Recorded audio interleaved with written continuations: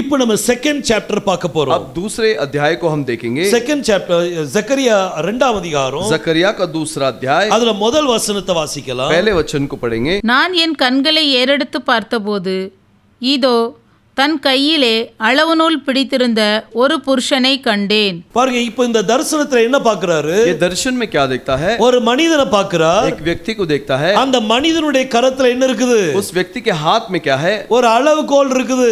एक नापने का डोरी है.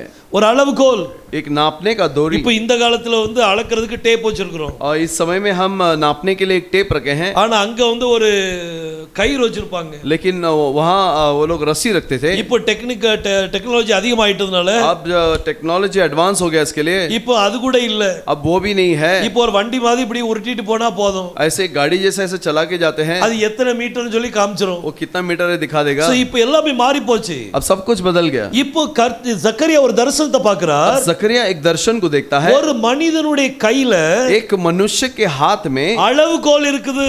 नापने की डोरी है. பாருங்க, அடுத்த வசனம் வாசிக்கலாம். अगला वचन को पढ़ेंगे. நீர் எவ்விடத்துக்கு போகிறீர் என்று கேட்டேன். இப்போ ஜக்கரியா கேக்குறார், நீ எங்க போறீரு? अब जकरिया पूछता है कि तू कहाँ को जाता है? அதற்கு அவர் எருசலேமின் அகலம் இவ்வளவு என்றும் அதன் நீளம் இவ்வளவு என்றும் அறியும்படி அதை அளக்கிறதற்கு போகிறேன் என்றார். இவர் எங்க போறாரா? वो कहाँ जाता है? இவர் எருசலேமுக்கு போறார். वो यरूशलेम में जाता है. எருசலேம் உள்ள அகலத்தை அளக்க போறார். यरूशलेम के लंबाई को चौड़ाई को नापने जाता है. அதனுடைய நீளத்தை அளக்க போறார். उसके लंबाई को नापने जाता है. இந்த எருசலேமை அளக்கிற ஒரு நேரம், और यरूशलेम को नापने का एक समय, ஒருவேளை இது அந்த நேரமா இருந்தால் हो सकता है यही वो समय है. तो அப்ப நம்ம ரொம்ப கடைசி நேரத்துல இருக்கோம்னு சொல்லி அர்த்தம். हम आखिरी समय में है, ये मतलब है. கர்த்தருடைய வருகை எந்த நேரத்துல இருக்க முடியும்? परमेश्वर का आगमन कभी भी हो सकता है. இப்போ ஒரு நான் ஏற்கனவே நம்ம ஃபர்ஸ்ட் ஹாஃப்ல சொன்ன மாதிரி, मैं पहले जो ये था बाग में जैसे बताया. இப்போ உங்களுக்கு ஒரு 10 ஏக்கர் நேரத்துக்கு கத்து கொடுத்திருக்காருன்னு வைங்க. अब ये सोच लीजिए कि आपको 10 एकड़ का जमीन परमेश्वर ने दिया है. அது ரொம்ப நாளாச்சு நீங்க பார்க்கவே இல்ல. काफी टाइम से आप उसकी तरफ गए नहीं. அப்ப ஜனங்கள் எல்லாம் உள்ள ஆக்கிரமிச்சிருவாங்க. तो लोग अंदर कब्जा कर लेते हैं. அப்ப ஆக்கிரமிச்சாச்சுனா कब्जा कर लिए तो திரும்ப அதை உங்க கையில எடுக்கிறதுக்கு दोबारा आपके हाथ में लेने के लिए நீங்க என்ன செய்வீங்க? आप क्या करेंगे? சர்வேரை கூப்பிடுவீங்க, सर्वेयर को बुलाएंगे, இடத்தை அளப்பீங்க, और जगह को नापेंगे. அளக்கும் போதே அந்த ஜனங்கள் பாப்பாங்க, नापते टाइम वो लोग देखेंगे என்னடா அளந்துட்டு இருக்காங்க, क्या हो रहा है, नाप रहे हैं. அப்புறம் அவங்களுக்கு அரசல் புரசலா தெரிஞ்சிரும். और तो उनको ऐसे ही भनक लग जाती है. இந்த இடத்துல அளக்க போறாங்க, इस जगह में नापने वाले हैं, இதுல ஏதோ ஒரு காரியத்தை செய்ய போறாங்க, इसमें कुछ तो करने वाले हैं, நம்ம எல்லாரும் வெளிய எடுக்க போறாங்க, हम सभी को बाहर निकालने वाले हैं. அவங்களுக்கு கொஞ்சம் புரிய வந்துரும். वो समझ जाते हैं. ஒரு சர்வேயர் வந்து அளக்குறாங்க அப்படினா, एक सर्वेयर आके नापता है तो அப்போ அந்த இடத்துல ஏதோ நடக்க போகுது. तो उस जगह में कुछ तो होने वाला है. யாரெல்லாம் அங்க இல்லீகலா ஆக்கிரமிச்சிருக்காங்களோ, जो वहां इलीगल तरीके से आए हैं, அவங்க எல்லாத்தையும் வெளியாக்கிடுவாங்க. उन सभी को बाहर करते हैं. உள்ள இருக்கிற ஜனங்களை வெளியாக்குற வேலை தான் அந்த வேலை. अंदर के लोगों को बाहर निकालना ही वो काम है. பாருங்க, 3ஆம் வசனம் வாசிங்க. तीसरे वचन को पढ़िए. இதோ என்னோடே பேசின தூதன் புறப்பட்ட போது வேறொரு தூதன் அவரை சந்திக்கும்படி புறப்பட்டு வந்தான். இவனை அவர் நோக்கி, நீ ஓடி இந்த வாலிபனிடத்தில் சொல்ல வேண்டியது என்னவென்றால், எருசலேம் தன் நடுவிலே கூடும் மனுஷரின் திரளினாலும் மிருக ஜீவன்களின் திரளினாலும் மதிலில்லாத பட்டணங்கள் போல் வாசஸ்தலமாகும். பாருங்க, பைபிள் சொல்லுது, कलाम कहती है, இந்த எருசலேம் எப்படி இருக்குதா? ये यरूशलेम कैसा है? மதிலில்லாத பட்டணம் போல் இருக்குது. वो शहरपना नहीं है, ऐसा शहर है वो. இதுல என்ன शहरपना मदिल, இங்க மதில் இருக்குது. यहाँ पर शहरपना तो है, ஆனா மதிலில்லா பட்டணம் போல இருக்கு. लेकिन शहरपना नहीं है, ऐसे शहर के मानिद है. அது சுற்றிலும் மதில் இருக்குது. उसके चारों ओर दीवार तो है, ஆனா இது எப்படி காணப்படுதுன்னா, लेकिन वो कैसे लगता है? மதிலில்லாத பட்டணம் போல. वो शहरपना नहीं है, ऐसे दिखाई எல்லா देता है. ஜனங்களும் இதுல குடியேறிட்டாங்க. सभी लोग यहाँ पर आके बस गए. எல்லா விதமான மிருகங்களும் உள்ள வந்துட்டு, सारे प्राणियां अंदर आ गई. இப்படி எல்லா ஜனங்களும் உள்ள வந்துட்டாங்க. सारे लोग यहाँ पर आ गए. எல்லா அந்நிய ஜனங்கள் உள்ள இருக்காங்க. सारे अन्य लोग अंदर आ गए. இவங்க உள்ள வந்தது காரணம் என்ன? अंदर आने का क्या कारण அது है? சுற்றிலும் சுவர் இருந்தும் चारों ओर दीवार होने के बावजूद அவங்க உள்ள வந்துட்டாங்க. वो अंदर आ गए। அப்ப மதில் இல்லாத பட்டணம் போல இருக்குது. तो वो शहर पना नहीं है, ऐसे शहर के मानिद है। அதுல மதில் இருக்குது, दीवार तो है, ஆனா மதில் இல்லாத பட்டணம் போல இருக்குதா. लेकिन ऐसी शहर जिसमें दीवार नहीं है ऐसा दिखाई देता உள்ள है। யாரெல்லாம் வந்தாச்சு? अंदर कौन कौन आ गया? எல்லா ஜனங்களும் உள்ள வந்துட்டாங்க. सारे लोग अंदर आ गए। எல்லா விதமான மிருகங்களும் உள்ள வந்தாச்சு. सारे प्राणियां अंदर आ गई। அதனால சக்கரியாட்ட சொல்றாரு, इसलिए जकरिया से कहता है இந்த यरूशलेम மதில் இல்லாத பட்டணம் போல இருக்குது. ये यरूशलेम बिना दीवार का एक शहर है। இன்னைக்கு यरूशलेमக்குள்ள மதில் இருக்கா இல்லையா? आज यरूशलेम के चारों ओर दीवार है कि नहीं? மதில் இருக்குது, दीवार तो है, ஆனா यरूशलेमக்குள்ள யார் குடி இருக்கிறா? लेकिन यरूशलेम के अंदर कौन वास करता है? பெலிஸ்து ஜனங்கள் இருக்காங்க, पेलिसी लोग हैं, நம்ம பிரஜாதி ஜனங்கள் இருக்காங்க, अन्य जाति हैं। இந்த உலகத்துல எல்லா கண்ட்ரில உள்ள ஜனங்களும் அங்க இருக்காங்க. संसार के सारे लोग वहां पर हैं। அதுக்கு மதில் இருந்தும் उसको दीवार होने के बाद அதுல எல்லா விதமான ஜனங்களும் வந்தாச்சு. सभी प्रकार के लोग वहां पर आ गए, எல்லா விதமான மிருகமும் வந்தாச்சு. सारे प्रकार के जानवर आ गए। இது மதில் இல்லாத பட்டணம் போல இருக்குதான். और ऐसा शहर जिसमें शहरपना नहीं है ऐसा लग रहा है। கர்த்தர் ஒரு மனிதன் அனுப்பி अब परमेश्वर एक मनुष्य को भेजकर यरूशलेमै அளக்க சொல்றார். यरूशलेम को नापने के लिए कहता है। எல்லாத்துக்கும் அளவு இருக்குது. हर चीज का एक नाप है। நோவா பேழை கட்டினார்னு அப்படினா और नूहा जब नाव बांधे அதுக்கு அளவு கொடுத்தார். उसके लिए भी नाप परमेश्वर ने दिया। ஒரு ஆல்டர் கட்டணும்னா एक वेदी बनाना है तो அதுக்கும் அளவு இருக்குது. उसके लिए भी नाप दिया है। ஒரு பலிபீடத்தை ஒரு பரிசுத்த ஸ்தலத்தை கட்டணும்னா एक पवित्र स्थान को बांधना है तो அதுக்கும் அளவு இருக்குது. उसके लिए भी नाप है। எல்லா காரியத்துக்கும் அளவு இருக்குது. सारे चीजों के लिए नाप है। இப்போ கர்த்தர் என்ன செய்றார்னா, अब परमेश्वर क्या करता है? यरूशलेமை அளக்க போறார். यरूशलेम को नापना चाहता है। இந்த यरूशलेम அளக்கறார்னா அதுக்கு அர்த்தம் என்ன? यरूशलेम को नापना मतलब क्या है? உள்ள யாரெல்லாம் ஆக்கிரமிச்சிருக்காங்களோ जो अंदर बस गए हैं அவங்க எல்லாரையும் அவுட் பண்ணுவார். उन सभी को बाहर निकालेगा। அவங்க எல்லாரையும் வெளியாக்குவார். उस सभी को बाहर निकालेगा। பாருங்க அடுத்த வசனம் வாசிங்க. अगला वचन पढ़ेंगे। நான் அதற்கு சுற்றிலும் அக்கினி மதிலாயிருந்து பாருங்க யெகோஷுவா சொல்றார், यहोशुआ कहता है நான் இந்த எருசலேமை சுற்றிலும் मैं इस यरूशलेम के चारों ओर அக்கினி மதிலா இருப்பேன். आग के खंबा बनूंगा। மதில் இருக்குது, और दीवार तो है, ஆனா மதில் இல்லாத பட்டணம் போல இருக்குது. लेकिन दीवार नहीं है ऐसा शहर जैसे दिखता இப்போ है। நான் இத சுற்றிலும் அக்கினி மதிலா இருப்பேன். अब मैं इसके चारों ओर आग का दीवार बनूंगा। அப்படின்னு அர்த்தம் என்ன? इसका मतलब क्या है? அந்நிய ஜனங்களை உள்ள வர விட மாட்டார். अन्य लोगों को अंदर आने नहीं देगा। அந்த நேரம் ரொம்ப பக்கத்துல வந்துட்டு वो समय निकट आ चुका है। பிரஜாதி ஜனங்கள் உள்ள வர முடியாது. अन्य जाति अंदर आ नहीं सकते, ஏன்னா கர்த்தரங்க காவலுக்கு நிக்கிறார். क्योंकि परमेश्वर वहां पर पनाह देता है। அவர் அக்கினி மதிலாக இருந்து वो आग का शहर पनाह बनकर அவர் அங்க ஜனங்களை பாதுகாக்கிறார். वो लोगों को सुरक्षा देता है। இன்னைக்கு நம்மளை சுற்றி அவர்தான் அக்கினி மதில். आमीन। आज हमारे चारों ओर वही शहर पनाह है। நம்ம சபையை சுற்றி அவர்தான் அக்கினி மதில். हमारे कलीसिया के चारों ओर वही आग का शहर पनाह பாருங்க है। இங்க பைபிள் சொல்லுது, कलाम कहती है யெகோஷுவா அக்கினி மதிலாக இருந்து यहोशुआ आग का शहर पनाह है। அதின் நடுவிலே மகிமையாக இருப்பேன் என்று கர்த்தர் சொல்லுகிறார். அதின் நடுவே மகிமையா இருப்பேன் என்று கர்த்தர் சொல்கிறார். और उसके बीच में तेजोमय हो जाऊंगा करके कहता है। அதின் நடுவே उसके बीच में நான் மகிமையா இருப்பேன். तेजोमय होऊंगा। அந்த நகரத்தை சுற்றிலும் वो शहर के चारों ओर அக்கினி மதிலா இருந்து वो आग का शहर पना ठहरूंगा। அது நடுவுல நான் மகிமையா இருப்பேன். और उसके बीच में मैं तेजोमय होऊंगा। பாருங்க யெகோஷுவா பேர்ல यहोशुआ के नाम से மொத்தம் 7 எழுத்து இருக்குது. 4 अक्षर है।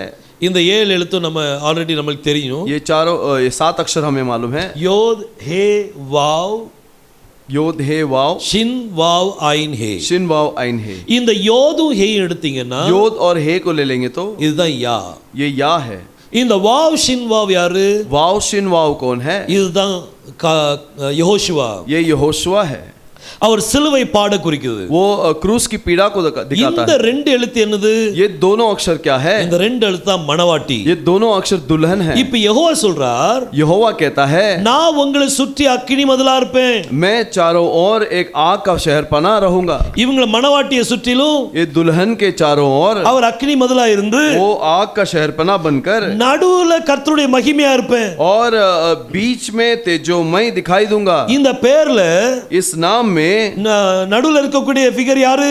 बीच में कौन व्यक्ति है? நம்மளுக்காக அடிக்கப்பட்ட யெகோஷுவா. हमारे लिए मारा गया यहोशुआ, இவர்தான் यही இவங்க மத்தியில மகிமையா இருப்பார். इनके बीच में तेजोमय दिखाई देगा। மகிமையா இருக்கிற தேவன், वो तेजोमय रहने वाला परमेश्वर। பாருங்க வேதம் சொல்லுது, कलाम कहती है 1 தீமோத்தி 3ஆம் அதிகாரம் पहला तिमोथी 3 अध्याय அதுல 16ஆம் வசனத்தை வாசிக்கலாம்.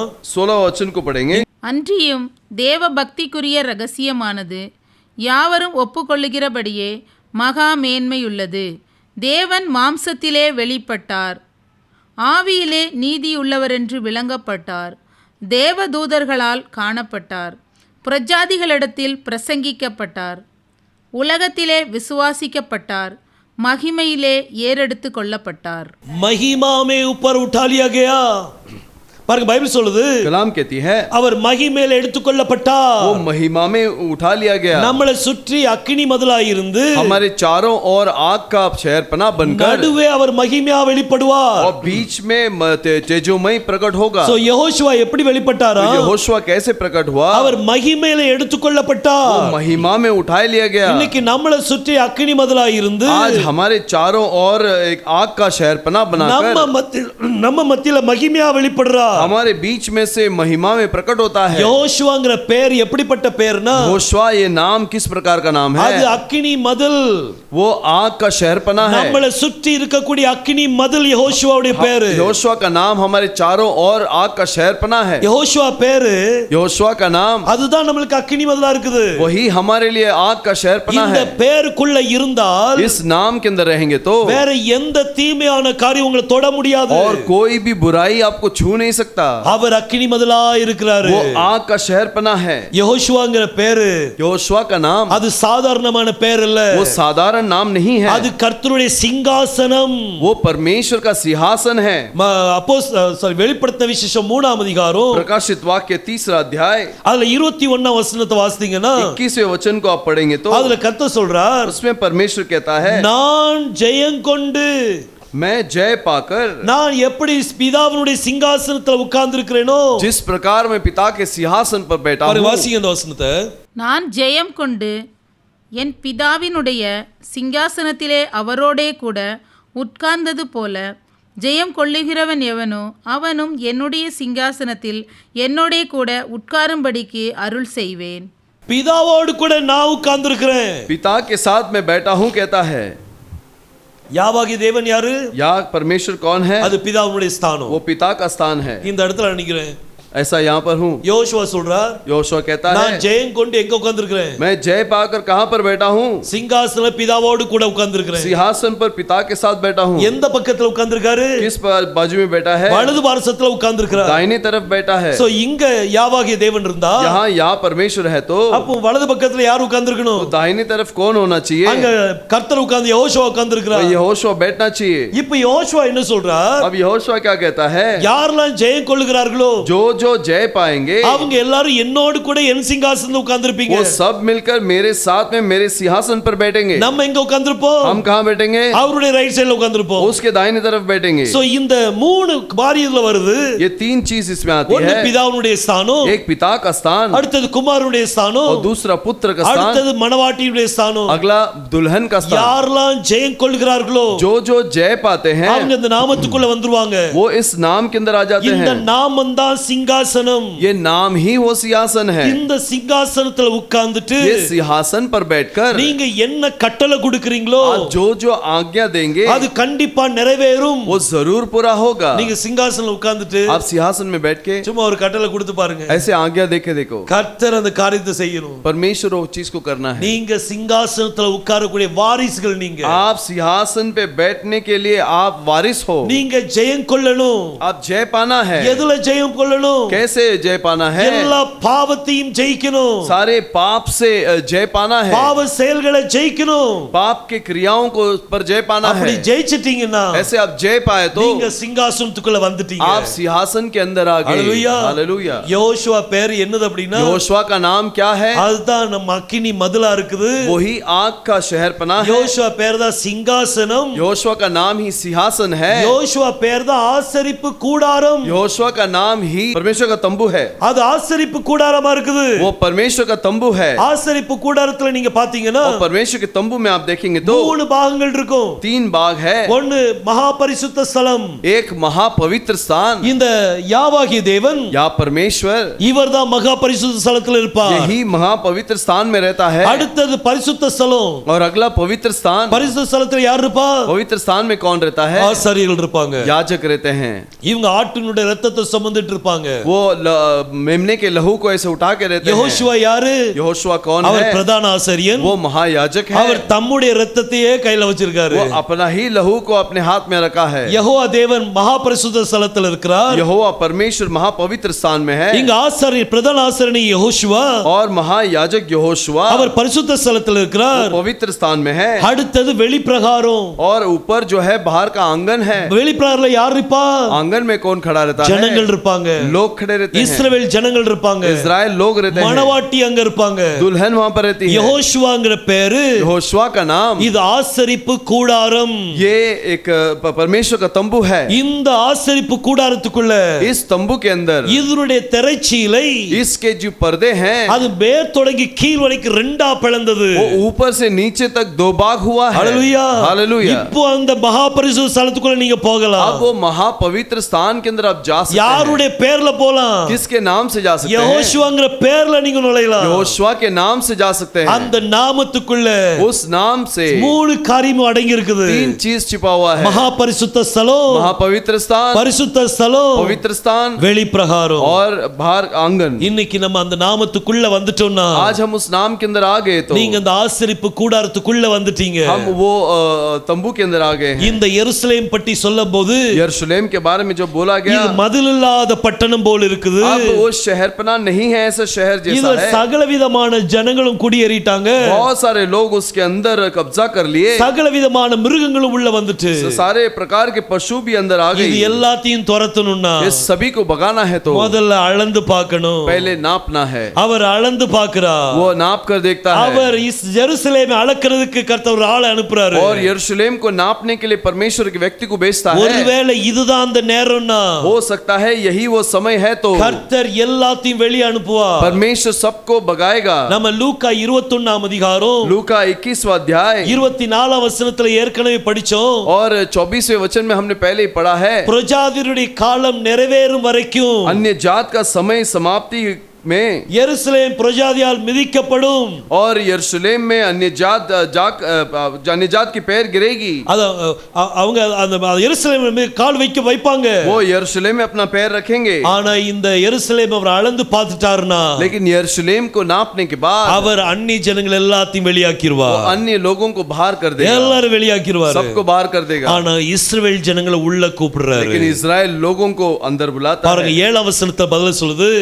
7वें वचन में कलाम कहती है, சீயோன் குமாரத்தியே, हे सिय्योन पुत्री, பாபிலோன் குமாரத்தினில் குடியிருக்கிற சீயோன் குமாரத்தியே, बेबीलोन में रहने वाली सिय्योन पुत्री, நீ உன்னை விடுவித்துக் கொள். तू अपने आप को छुड़ा ले। சோ கர்த்தர் சீயோனை பார்த்து சொல்றார், परमेश्वर सिय्योन को देखकर कहता है, அந்த பாபிலோன் குமாரத்தினிடத்தில் குடியிருக்கிற சீயோனே, ओ बाबिलोन के स्त्रियों के बीच में वास करने वाली सिय्योन, நீ அதுல இருந்து வெளியில வாங்க. तू उसमें से बाहर आ। அங்க இருந்து உன்னை விடுவித்து वहां से तुझे छुड़ा कर எங்க வரணும்? कहां आना है? எருசலேமுக்குள்ள வரணும். यरूशलेम में आना है। சோ உள்ள இருக்கிற பிரஜாதி ஜனங்களை अंदर के अन्य जात लोग அவங்க எல்லாரும் வெளியே அனுப்பிட்டு उन सभी को बाहर निकाल कर சீயோன் குமாரத்திகளை உள்ள கூப்பிடுறாங்க. सिय्योन पुत्रियों को अंदर बुलाते हैं। இத இன்னைக்கு நடந்துகிட்டு இருக்குது.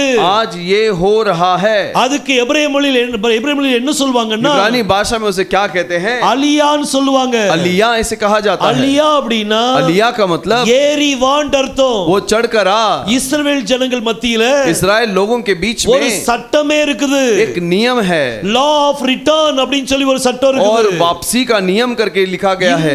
இந்த சட்டத்துக்குள்ள इस नियम के अंदर ஒருத்தர் வெளியில இருந்து இஸ்ரவேல் ஜனங்களுக்கு வந்தா एक व्यक्ति अगर बाहर से इस्राएल के अंदर आता है, அவங்களுக்கு என்னென்ன சலுகை கிடைக்கும், उनको क्या क्या सुविधाएं இது मिलेगी, எல்லாம் அதுல அந்த லாக்குள்ள கொடுக்கப்பட்டிருக்குது. ये सब उस नियम के अंदर दिया गया है। அலியா அப்படின்னா अलिया का मतलब ஏறி வா அப்படின்னு சொல்லி அர்த்தம். चढ़कर आ, ये मतलब है। இஸ்ரவேல் ஜனங்களுக்கு அழைப்பு கொடுக்கறாங்க. इस्राएल लोगों को बुलाते हैं, புறஜாதி ஜனங்களிடத்தில் இருக்கிற அந்த சீயோன் குமாரத்திய अन्य जात के अंदर जो सियोन पुत्री है எல்லாரையும் கூப்பிடுறாங்க. सभी को वो बुलाते हैं। இன்னைக்கு எருசலேமுக்குள்ள எல்லாரும் போயிட்டு இருக்காங்க. आज यरूशलेम के अंदर सब जा रहे हैं। இந்த வருஷம் ये साल கிட்டத்தட்ட 8000 பேர் போறாங்க. लगभग 8000 लोग जाने वाले हैं। எல்லாம் கணக்கெடுத்தாச்சு. सबको जो हिसाब कर लिया இந்த है 8000 பேருக்கு டீச்சிங் நடக்குது. और 8000 लोगों को शिक्षण दिया जा रहा 8000 है। பேர் அங்க எருசலேமுக்குள்ள கொண்டு போறாங்க. 8000 लोगों को यरूशलेम में लेके जाने वाले அலியா हैं। நடந்துகிட்டு இருக்குது. अलिया चल रहा है, ஆனா ஒரு காரியம் இன்னும் நடக்கல. लेकिन एक चीज नहीं हुआ। புறஜாதி ஜனங்கள் இன்னும் வெளியாக்கப்படல. अन्य जात लोगों को अब तक बाहर नहीं किया ஆனா है, என்னைக்கு புறஜாதி ஜனங்கள் வெளியாறாங்களோ लेकिन जब अन्य जात बाहर जाएंगे அப்ப புரிஞ்சுக்கிடுங்க, तब समझ लीजिए யோசுவாவின் வருகை வந்துட்டு यहोशुआ का आगमन आ அவருடைய चुका। வருகை ரொம்ப சமீபமா இருக்குது. उसका आगमन बहुत निकट है। இன்னைக்கு இந்த அலியாக்குள்ளது நிறைய பேர் பண்ணிட்டு இருக்காங்க. अब अलिया का जो चीज है वो बहुत सारे लोग कर रहे हैं, ஆனா புறஜாதி ஜனங்களை लेकिन अन्य जाति को அவர் வெளியே கொண்டு வருவாரு. वो बाहर ले आएगा। அவர் வெளியே கொண்டு வரும்போது वो बाहर ले आते that समय will be final. वो आखिर होगा, அதுக்கு பிறகு இல்ல. उसके बाद नहीं। இங்க எல்லாரும் அலியா போறாங்க. यहाँ सब अलिया है। அலியான்னு அர்த்தம் என்னது? अलिया का मतलब क्या है? ஏறி வா, चढ़कर आ, எருசலேமுக்குள்ள ஏறி வா. यरूशलेम के अंदर चढ़कर आ। இது நடந்துட்டு இருக்கிற இந்த நேரத்துல ये इस समय में மேல இருந்து ஒரு அலியா கேக்குது. ऊपर से एक अलिया है, மேல இருந்து ஒரு சத்தம் உண்டாகுது. ऊपर से एक आवाज आती है, மணவாட்டிக்கு ஒரு சத்தம், दुल्हन के लिए एक आवाज, மேல ஏறி வா. ऊपर चढ़कर आ। அப்படி மேல ஏறி வான்னு சொல்லி வரும்போது अब ऊपर चढ़कर आ जब आता है, அந்த ராஜ்யத்துக்குள்ள மணவாட்டி போயிருவா. उस राज्य के अंदर दुल्हन जाएगी। இன்னைக்கு யூதர்கள்ல கொஞ்சம் பேர் आज कुछ यहूदियों में कुछ लोग நாங்க இங்கே இருந்துறோம் அப்படி சொல்றாங்க. हम यहीं पर रह जाते हैं करके बोलते हैं, நாங்க இந்த எருசலேமுக்குள்ள வரல அப்படி சொல்றாங்க. हम यरूशलेम के अंदर नहीं आएंगे करके बोले। இதே மாதிரி ऐसे ही கொஞ்சம் பேர் कुछ लोग மணவாட்டிய ஆகிறதுக்கு விருப்பம் இல்ல, दुल्हन बनने का पसंद नहीं, அவங்க உலகத்தின் ஆடம்பரத்துல இருக்க விருப்பப்படுறாங்க. संसार की लालसा में वो रहना चाहते हैं, இந்த உலகத்தின் ஆடம்பரத்திலே இருந்துன்னு நினைக்கிறாங்க. और संसार की लालसा में रहना चाहते हैं। இவங்க மேல வர முடியாது. अभी ऊपर नहीं आ सकते। இந்த உலகத்தின் ஆசைகள் இருந்தால் संसार की इच्छाएं होगी तो அவங்க பரலோகத்துக்கு வர முடியாது. वो स्वर्ग में नहीं आ सकते அவங்க हैं। சகலத்தையும் வெறுக்க வேண்டும். वो सब कुछ नफरत करना है। அப்படி வெறுத்தாதான் ऐसे नफरत करेंगे तो அவங்க ராஜ்யத்துக்குள்ள பிரவேசிக்க முடியும். वो राज्य के अंदर प्रवेश कर सकते நம்ம हैं। எல்லாம் மேல போகணும்னா हम सब ऊपर जाना है तो நம்மளுக்கு ஒரு அலியா நடக்குது. हमारे लिए भी एक अलिया होता है। हालेलुया,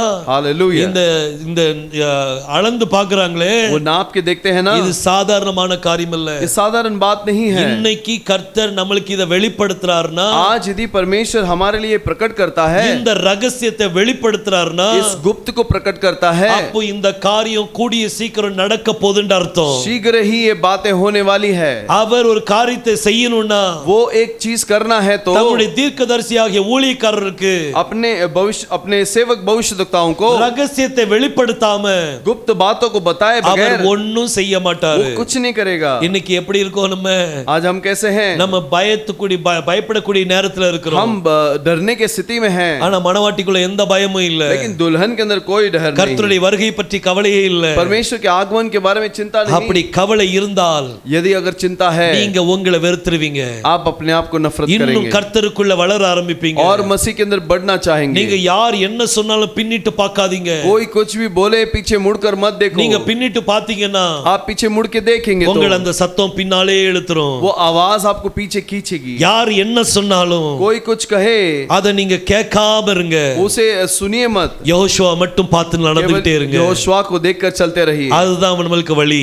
वही आपके लिए मार्ग है, அவர்தான் நம்மளுக்கு வழி காட்டுகிறவர். वही हमें मार्गदर्शन देने वाला। எல்லாம் அவர்தான். सब कुछ वही है। ஹalleluya, हालेलुया। எல்லாம் அவர்தான். सब कुछ वही है। அதனால ரொம்ப கேர்ஃபுல்லா இருக்கக்கூடிய நேரம். इसलिए बहुत सावधानी से रहने का समय இன்னைக்கு है। நம்ம எங்க இருக்கோம் சிந்திச்சு பாருங்க. आज हम कहां पर हैं जरा सोच के பாருங்க, இந்த देखिए। 2ஆம் அதிகாரத்துல दूसरे अध्याय में 1ஆம் வசனத்துல இருந்து पहले वचन से लेकर 6ஆம் வசனம் வரைக்கும் 7ஆம் வசனம் வரைக்கும் பாத்தீங்கன்னா 7वें वचन तक देखेंगे तो அது எல்லாமே அலியாவை பற்றி கொடுத்திருக்குது. उसमें सब अलिया के बारे में ही दिया है। அதுவும் பிரஜாதி அவர் வெளியாக்குவார். अन्य जाति को बाहर निकालेगा। உள்ள இருக்கிற ஜனங்கள் வெளியே போவாங்க, अंदर के लोग बाहर जाएंगे வெளியே இருக்கிற ஜனங்கள் உள்ள வராங்க. और बाहर के लोग अंदर आएंगे। திரும்ப வெளியில உள்ள ஜனங்கள் உள்ள வராதபடி दोबारा बाहर के लोग अंदर नहीं आना அவர் है। அதை சுற்றிலா அக்கினி மதிலா இருக்கிறார். वो उसके चारों ओर आग का शहरपना है। அப்பந்தான் கர்த்தர் சொல்றார், अभी परमेश्वर कहता है, பிற்பாடு மகிமை உண்டாகும் என்று சேனைகளின் கர்த்தர் சொல்லுகிறார்.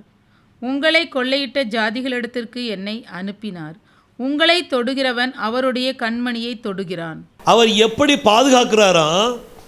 वो कैसे संभालता है? உங்களை தொடுகிறவர் என் கண்மணியை தொடுகிறான். और तुम्हें जो छूता है मेरे आंख को पुतली के தொட छूता है, விட மாட்டாரு. वो छूने नहीं देगा. இப்ப அலியா பண்ணி எல்லா இஸ்ரவேல் ஜனங்கள் உள்ள வர வேண்டி இருக்குது. अब अलिया करके सब इजराइल लोग अंदर आना है. எல்லாம் உள்ள வந்த பிறகு सब अंदर आने के बाद எருசலேமை சுற்றிலும் அவர் அக்கினி மதிலாய் இருந்து यरूशलेम के चारों ओर और आग का शहर पना बनकर இவங்களை யாரையும் தொட விட மாட்டார். और किसी को भी छूने नहीं देगा. அவங்களை தொடுகிறவர்கள் उसे छूने वाले அவருடைய கண்மணியை தொடுகிறார்கள். उसे आंखों के पुतली को छूते हैं. எருசலேமை எப்படி பாதுகாக்கிறார் பாருங்க. यरूशलेम को कैसे संभालता है देखिए. இன்னைக்கு அவரும் அவங்கள மட்டும் இல்ல, केवल उनको ही नहीं, இன்னைக்கு நம்மளையும் அப்படிதான் பாதுகாக்கிறார். हमें भी ऐसे ही संभालता है. உங்களை தொடுகிறவர்கள் तुम्हें छूने वाले கர்த்தருடைய கண்மணியை தொடுகிறார்கள். परमेश्वर के आंख के पुतली को छूते हैं. நம்ம சரீரத்துல எந்த பாகத்தையும் தொட விட்டுறலாம், हमारे शरीर के कोई भी भाग को छू सकते हैं, ஆனா கண்ணுக்குள்ள தொட விடுவோமா? लेकिन आंख के अंदर छूने देंगे क्या? கண்ணுக்குள்ள தொட விட மாட்டோம். आंख के अंदर छूने नहीं देंगे. வாய்க்குள்ள கூட கொட்டுருவாங்க,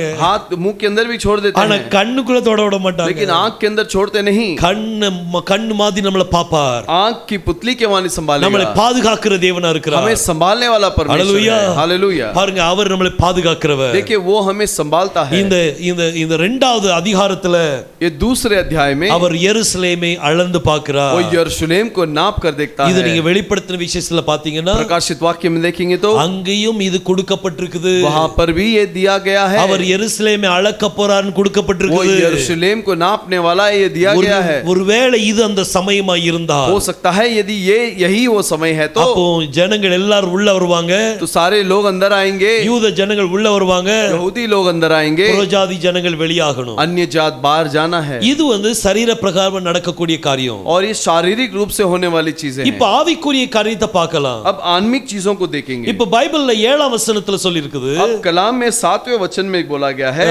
சக்கரியா 2ஆம் அதிகாரம் 7ஆம் வசனத்துல जकरिया दूसरा अध्याय के 7वें वचन में ஹிந்தில வாசிக்கலாம்.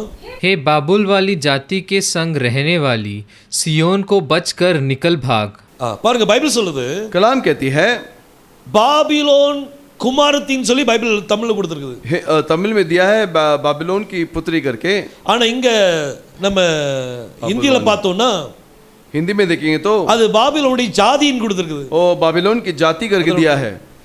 ஆனா ஹீப்ருல நீங்க பாத்தீங்கன்னா लेकिन हिब्रू में देखेंगे तो அது பாபிலோன் குமாரத்தி தான். वो बाबिलोन की कुमारी है, कुंवारी है. இந்த பாபிலோன் குமாரத்தி யாரு? ये बाबिलोन की पुत्री कौन है? பாபிலோன் ராஜ்யம் தான் அவங்களை சிறைப்பிடிச்சு வச்சிருந்தாங்க. बाबिलोन राज्य उन्हें बंदीगृह करके रखे थे. இந்த பாபிலோன் குமாரத்தி யாரு? और बाबिलोन की पुत्री कौन है? பாபிலோன் குமாரத்தி அப்படின்னு சொன்னா बाबिलोन की पुत्री करके बोलेंगे அப்போ तो பாபிலோனுக்கு பிள்ளைகள் இருக்காங்க. बाबिलोन के बच्चे हैं. இது என்ன காரியம்? ये क्या बातें हैं? இது ஆவிக்குரிய காரியமா இருக்குது. ये आत्मिक चीज है. பாருங்க, பழைய ஏற்பாட்டுல என்னென்ன நடந்துச்சோ जूने करार में जो हुआ அது எல்லாம் நமக்கு திருஷ்டாந்தமாக எழுதப்பட்டிருக்குது. वो हमारे लिए दृष्टांत के मानित लिखा गया ஒரு है. பேரபிளா எழுதப்பட்டிருக்குது. एक दृष्टांत के मानित लिखा गया है. ஆபிரகாமுக்கு 2 பிள்ளைகள். इब्राहिम के 2 बच्चे हैं. ஒன்னு ஈசாக்கு, இன்னொன்னு இஸ்மாயில்.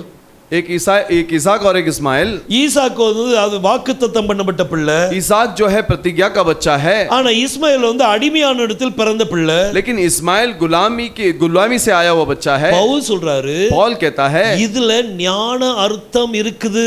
इसमें बुद्धि का मतलब है. இதுல ஏதோ ஒரு பேரபிள் சொல்லிருக்காரு. इसमें कोई दृष्टांत है करके. இதுல ஒரு ரகசியம் இருக்குது. इसमें गुप्त है.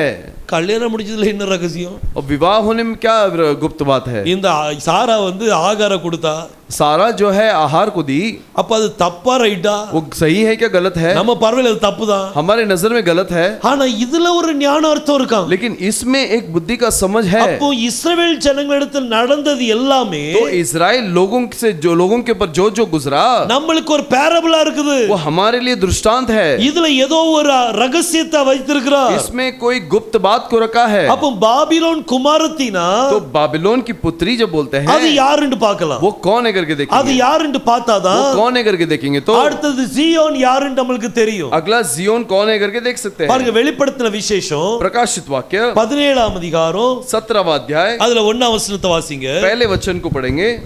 7 கலசங்களை உடைய அந்த 7 தூதரில் ஒருவன் வந்து என்னோடே பேசி, நீ வா, திரளான தண்ணீர்கள் மேல் உட்கார்ந்திருக்கிற மகாவேசியோடே பூமியின் ராஜாக்கள் வேசித்தனம் பண்ணினார்களே, அவளுடைய வேசித்தனமாகிய மதுவால் பூமியின் குடிகளும் வெறி கொண்டிருந்தார்களே. பாருங்க, இங்க பைபிள் சொல்லுது, कलाम कहती है ஒரு ஸ்திரீ உட்கார்ந்து இருக்கிறா. एक स्त्री बैठी है. அந்த ஸ்திரீ எங்க உட்கார்ந்து இருக்காளாம்? वो कहाँ पर बैठी है? அவ திரளான தண்ணீர்கள் மேல உட்கார்ந்து இருக்கிறா. वो पानियों के ऊपर बैठी है. தண்ணி மேல யாராவது உட்கார முடியுமா? पानी के ऊपर कोई बैठ सकता है क्या? யாரும் உட்கார முடியாது. कोई बैठ नहीं सकता. ஆனா கர்த்தரை தவிர யாரும் உட்கார முடியாது. परमेश्वर की छोड़ और कोई नहीं बैठ सकता. யோபு 9ஆம் அதிகாரம் अय्यूब 9वां अध्याय அதுல 8ஆம் வசனத்தை பாருங்க. 8वें वचन में देखिए. யோபு 9ஆம் அதிகாரம் अय्यूब 9वां अध्याय 8ஆம் வசனம். 8वां वचन. அவர் ஒருவரே வானங்களை விரித்து சமுத்திர அலைகளின் மேல் நடக்கிறவர். பாருங்க, பைபிள் சொல்லுது, देखिए कलाम कहती है அவர் ஒருவரே வானங்களை விரித்து वो अकेला ही आकाश मंडल को फैलाता है சமுத்திர அலைகள் மேல நடக்கிறவர். और समुद्र की ऊंची ऊंची लहरों पर चलता है. சமுத்திர அலைகள்ல யார் நடந்தா? और समुद्र की लहरों पर कौन चले? யெகோஷுவா தான் நடந்தாரு. यहोशुआ ही चले. அப்ப அவர்தான் வானங்களை விரித்தவர். तो वही वो आकाश को खोला. அவர் ஒருவரே வானங்களை விரித்து वो अकेला ही आकाश को फैलाकर சமுத்திர அலைகள் மேல் நடக்கிறவர். और समुद्र की ऊंची ऊंची लहरों पे चला है. ஆனா இங்க நீங்க பாருங்க, यहाँ पर देखिए இந்த சமுத்திர அலைகள்ல इस समुद्र की लहरों में ஒரு அசுத்தமான ஸ்திரீ உட்கார்ந்து இருக்கிறா. एक अशुद्ध स्त्री विराजमान है. இவர் வேஷி ஸ்திரீ. ये एक वेश्या स्त्री है. இவர் ஹார்லட். ये एक हार्लेट है. இவர் வேஷி ஸ்திரீ. एक वेश्या स्त्री है. ஸ்திரீன்னு சொன்னாலே स्त्री करके जब बोलते हैं அது யாரை குறிக்குது? वो किसे दर्शाता है? ஸ்திரீன்னு சொன்னா சபையை குறிக்கும். स्त्री जो है कलीसिया को दर्शाती है. அப்ப இது எப்படிப்பட்ட சபை? तो ये किस प्रकार की कलीसिया है? இது வேஷி சபை. ये वेश्या कलीसिया है. அப்ப இந்த உலகத்துல इस संसार में கர்த்தருடைய சபையும் இருக்குது, परमेश्वर का कलीसिया है வேஷி சபையும் இருக்குது. और वेश्या कलीसिया भी है. இந்த வேஷி சபை எப்படி இருக்கும்? ये वेश्या कलीसिया कैसा होता இந்த है? வேஷி சபை எப்படி கண்டுபிடிக்கிறது? ये वेश्या कलीसिया को कैसा पहचाने? பாருங்க, ஏசாயா 4ஆம் அதிகாரம் एसाया 4वां अध्याय அதுல 1ஆம் வசனத்தை வாசிக்கலாம். उसमें पहले वचन को हम पढ़ेंगे. அந்நாளில் 7 ஸ்திரீகள். பாருங்க, பைபிள் சொல்லுது, कलाम कहती है அந்நாளிலே उन दिनों में 7 ஸ்திரீகள். 7 स्त्रियां. 7 ஸ்திரீகள்னா என்னது? 7 स्त्रियां मतलब क्या है? 7 சபைகள். 7 कलीसियाएं. இது சபை பற்றி கொடுத்திருக்குது. ये कलीसियाओं को बताया गया है. வாசிக்கலாம். ஒரே புருஷனை பிடித்து. இந்த 7 ஸ்திரீகள் ये 7 स्त्रियां ஒரு புருஷனை பிடித்து एक पुरुष को पकड़कर ஒரு புருஷனை பிடிச்சிருக்காங்க. एक पुरुष को पकड़ी है. சபைக்கு புருஷன் யாரு? कलीसिया का पुरुष कौन? யெகோஷுவா தான் புருஷன். यहोशुआ ही पति है. இப்போ இங்க பைபிள் சொல்லுது, कलाम कहती है 7 ஸ்திரீகள் ஒரு புருஷனை பிடித்து. 7 स्त्रियां एक पुरुष को पकड़कर. அப்ப அத ஆவிக்குரிய அர்த்தத்துல வரும்போது तो आत्मिक मतलब क्या है उसका? 7 சபைகள் 7 कलीसिया ஒரு புருஷனாகி யெகோஷுவாவை பிடித்து एक पुरुष यहोशुआ को पकड़कर. சபைக்கு அவர்தான் தலை. कलीसिया का वही क्या है? அவர்தான் புருஷன். वही पति है. ஆனா இந்த சபை கொஞ்சம் வித்தியாசமா இருக்கும். लेकिन ये कलीसिया थोड़ा अलग है. திரும்ப முதல்ல இருந்து வாசிங்க. दोबारा पहले से पढ़िए. அந்நாளில் 7 ஸ்திரீகள் ஒரே புருஷனை பிடித்து நாங்கள் எங்கள் சொந்த ஆகாரத்தை புசித்து. இவங்க என்ன சொல்றாங்க? முதல் காரியம், पहला क्या कहते हैं? ரோட்டி நாங்களே சாப்பிட்டுக்கிடுவோம். रोटी तो हम अपनी ही खाएंगे. நாங்க எங்க சொந்த ஆகாரத்தை சாப்பிட்டுக்கிடுவோம். हम अपनी ही रोटी खाएंगे. உங்க रोटी வேண்டாம். तुम्हारा रोटी नहीं चाहिए. இப்போ கல்யாணம் எல்லாம் எப்படி நடக்குது தெரியுமா? अब विवाह कैसे होता है? கல்யாணம் முடியதுக்கு முந்தையே பிளானிங் பண்ணிடுவாங்க. शादी करने से पहले ही प्लान करते நான் हैं. வேலையெல்லாம் விட மாட்டேன். मैं काम नहीं छोड़ूंगी. ஏன் புருஷன் என்னை தள்ளிட்டாருன்னு நான் எங்க போக? मेरा पति ने मुझे ठोकर दिया तो मैं कहां जाऊं? டைவர்ஸ் பண்ணிட்டாருன்னு நான் எங்க போக? डाइवोर्स कर दिया तो मैं कहां जाऊं? இவங்க தன்னுடைய சொந்த கால்ல நிக்கணும்னு ஆசைப்படுறாங்க. ये अपने पैरों पर खड़ा रहना चाहते हैं. ஆனா பைபிள் அதுக்கு அனுமதி கொடுக்கிறது இல்ல. लेकिन कलाम उसका अनुमति नहीं देता. புருஷன் தான் மனைவிக்கு ஆகாரத்தை கொடுக்கணும். पुरुष ही पत्नी को भोजन देना है. ஆனா இங்க இந்த சபை என்ன சொல்லுது? लेकिन यहाँ कलीसिया क्या कहती है? எங்களுக்கு உங்க रोटी தேவையில்லை. हमें आपका रोटी जरूरत नहीं. நாங்க எங்க சொந்த ஆகாரத்தை புசிப்போம். हम अपने ही भोजन खाएंगे. உம்முடைய ரொட்டி தேவையில்லை. तुम्हारा रोटी नहीं चाहिए. அவருடைய அப்பம் என்னது? उसका रोटी क्या है? மனுஷன் அப்பத்தினாலே மாத்திரமல்ல, मनुष्य केवल रोटी से नहीं, தேவனுடைய வாயிலிருந்து புறப்படுகிற ஒவ்வொரு வார்த்தையினாலும் பிழைப்பார். परमेश्वर के मुंह से निकलने वाले हर एक शब्दों से जिएगा. அதுதான் நம்மளுக்கு रोटी. वही हमारे लिए रोटी है. ஆனா இந்த சபை என்ன சொல்லுது? लेकिन ये कलीसिया क्या कहती है? உம்முடைய रोटी தேவையில்லை. तेरा रोटी हमें नहीं चाहिए. உம்முடைய வார்த்தை எனக்கு தேவையில்லை. तेरा वचन हमें नहीं चाहिए. உம்முடைய வெளிப்பாடு எனக்கு तेरा தேவையில்லை. प्रकाश हमें नहीं चाहिए. நாங்க எங்க சொந்த ஆகாரத்தை சாப்பிட்டுடுவோம். हम हमारी ही रोटी खाएंगे. இது சரியான சபை இல்ல. ये सही कलीसिया नहीं है. சபை என்ன செய்யணும்? कलीसिया क्या करना है? யோசுவா கொடுக்கிற வெளிப்பாட்டை சாப்பிடணும். यहोशुआ के प्रकटीकरण को खाना है. ஆனா இங்க சபை சொல்லுது, लेकिन यहाँ कलीसिया कहती है எங்களுக்குன்னு ஒரு சில கோட்பாடு இருக்குது, हमारे लिए कुछ रिवाजें हैं, அத நாங்க சாப்பிட்டுக்கிடுவோம். उसे ही हम खाएंगे. பாருங்க, திரும்ப முதல்ல இருந்து வாசிங்க. दोबारा पहले से पढ़िए. அந்நாளில் 7 ஸ்திரீகள் ஒரே புருஷனை பிடித்து, நாங்கள் எங்கள் சொந்த ஆகாரத்தை புசித்து எங்கள் சொந்த வஸ்திரத்தை உடுப்போம். அது அடுத்தது என்ன சொல்றாங்கன்னா, और अगला क्या कहते हैं? வஸ்திரம் நாங்க எங்களுடைய வஸ்திரமே உடுத்திக்கிடுதோம். और वस्त्र भी हम हमारा ही पहनेंगे. ஓ, நீர் கொடுக்கிற வஸ்திரம் எனக்கு தேவையில்லை. और तू जो देता है वो वस्त्र हमें नहीं चाहिए.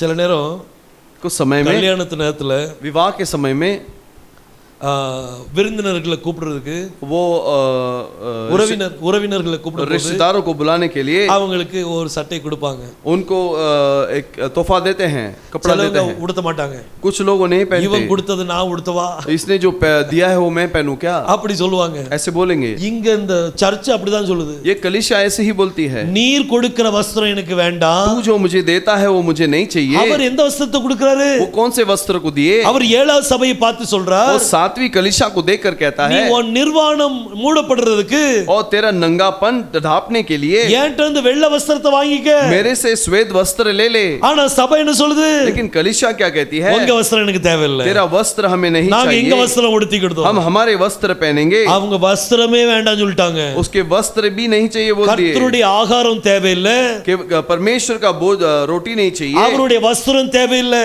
उसका वस्त्र नहीं चाहिए. இன்னைக்கு நம்மளுக்கு வஸ்திரம் என்னது? आज हमारे लिए वस्त्र क्या है? பரிசுத்தாவியின் அபிஷேகம் தான் நம்மளுக்கு வஸ்திரம். पवित्र आत्मा का अभिषेक ही वस्त्र है. பரிசுத்தாவியே வேண்டாம்னு சொல்லியாச்சு. पवित्र आत्मा कोई नहीं चाहिए बोल அப்ப दिया. இது எப்படிப்பட்ட சபை? तो किस प्रकार की कलीसिया है? இந்த சபை ரொம்ப மோசமான சபை. ये बहुत खराब कलीसिया है. தேவனுடைய ஆகாரத்தை வேண்டாம் சொல்லியாச்சு. परमेश्वर के रोटी को ठुकरा दिया. தேவனுடைய வஸ்திரம் வேண்டாம் சொல்லியாச்சு. और परमेश्वर के वस्त्र को भी ठुकरा दिया. என்னதான் வேணும் இவங்களுக்கு? तो क्या चाहिए इनको? திரும்ப முதல்ல இருந்து வாசிங்க. दोबारा पहले से पढ़ेंगे. அந்நாளில் 7 ஸ்திரீகள் ஒரே புருஷனை பிடித்து, நாங்கள் எங்கள் சொந்த ஆகாரத்தை புசித்து எங்கள் சொந்த வஸ்திரத்தை உடுப்போம், எங்கள் நிந்தை நீங்கும்படிக்கு உன் பேர் மாத்திரம் எங்கள் மேல் விளங்கட்டும் என்பார்கள். பாருங்க, ஒரே ஒரு காரியம் வேணும். वो केवल एक ही चीज चाहिए. எங்க மேல நிந்த வராம இருக்கிறதுக்கு, हमारे ऊपर निंदा नहीं आए. எங்களுக்கு உம்முடைய பெயர் மட்டும் இருந்தா போதும். केवल तेरा नाम रहेगा तो काफी है. உங்க பெயர் மட்டும் போதும். तेरा नाम काफी है. கிறிஸ்டியன்ங்கிற பெயர் மட்டும் இருந்தா போதும். मसीही करके नाम काफी है. உம்முடைய வஸ்திரமும் தேவையில்லை, तेरा वस्त्र भी नहीं चाहिए. உம்முடைய ஆகாரம் தேவையில்லை. तेरा रोटी भी नहीं चाहिए. இப்படிப்பட்ட சபைகள் இன்னைக்கு ஏராளமா இருக்குது. ऐसे बहुत सारे कलीसिया आज है. இந்த சபைக்குள்ள யார் இருக்காங்களோ, इस कलीसिया में जो लोग हैं, அவங்களை வெளியே கொண்டு வர வேண்டியது நம்மளுடைய வேலை. उनको बाहर ले आना हमारा काम है. அவங்களுக்கு நம்ம தேவனுடைய ஆகாரத்தை கொடுக்கணும். उनको हम परमेश्वर का भोजन देना है. தேவனுடைய வஸ்திரத்தை உடுத்து வைக்கிறதுக்கு நம்ம அவங்களை கொண்டு வரணும். परमेश्वर के वस्त्र को पहनने के लिए उनको लेकर आना है. அவருடைய நாமமும் தேவை. उसका नाम भी चाहिए. அவர் நாமம் மட்டும் தேவையில்லை, केवल उसका नाम चाहिए ऐसा नहीं. எல்லாம் நம்மளுக்கு தேவை. सब कुछ हमें चाहिए. ஆனா அந்த 7 சபைகள் என்ன சொல்றாங்கன்னா, लेकिन ये 7 कलीसिया क्या कहती है? எங்களுக்கு உங்க பெயர் மட்டும் போதும், हमें केवल तेरा नाम काफी है. உம்முடைய ஆகாரம் தேவையில்லை, तेरा भोजन नहीं चाहिए, உம்முடைய வஸ்திரமும் எங்களுக்கு தேவையில்லை. और तेरा वस्त्र भी नहीं चाहिए. இதுதான் இப்படி வேஷி சபை இருக்கும். ऐसा ही इस कलीसिया वेश्या का कलीसिया இந்த होगा. சபைக்குள்ள நிறைய பேர் இருக்கிறாங்க.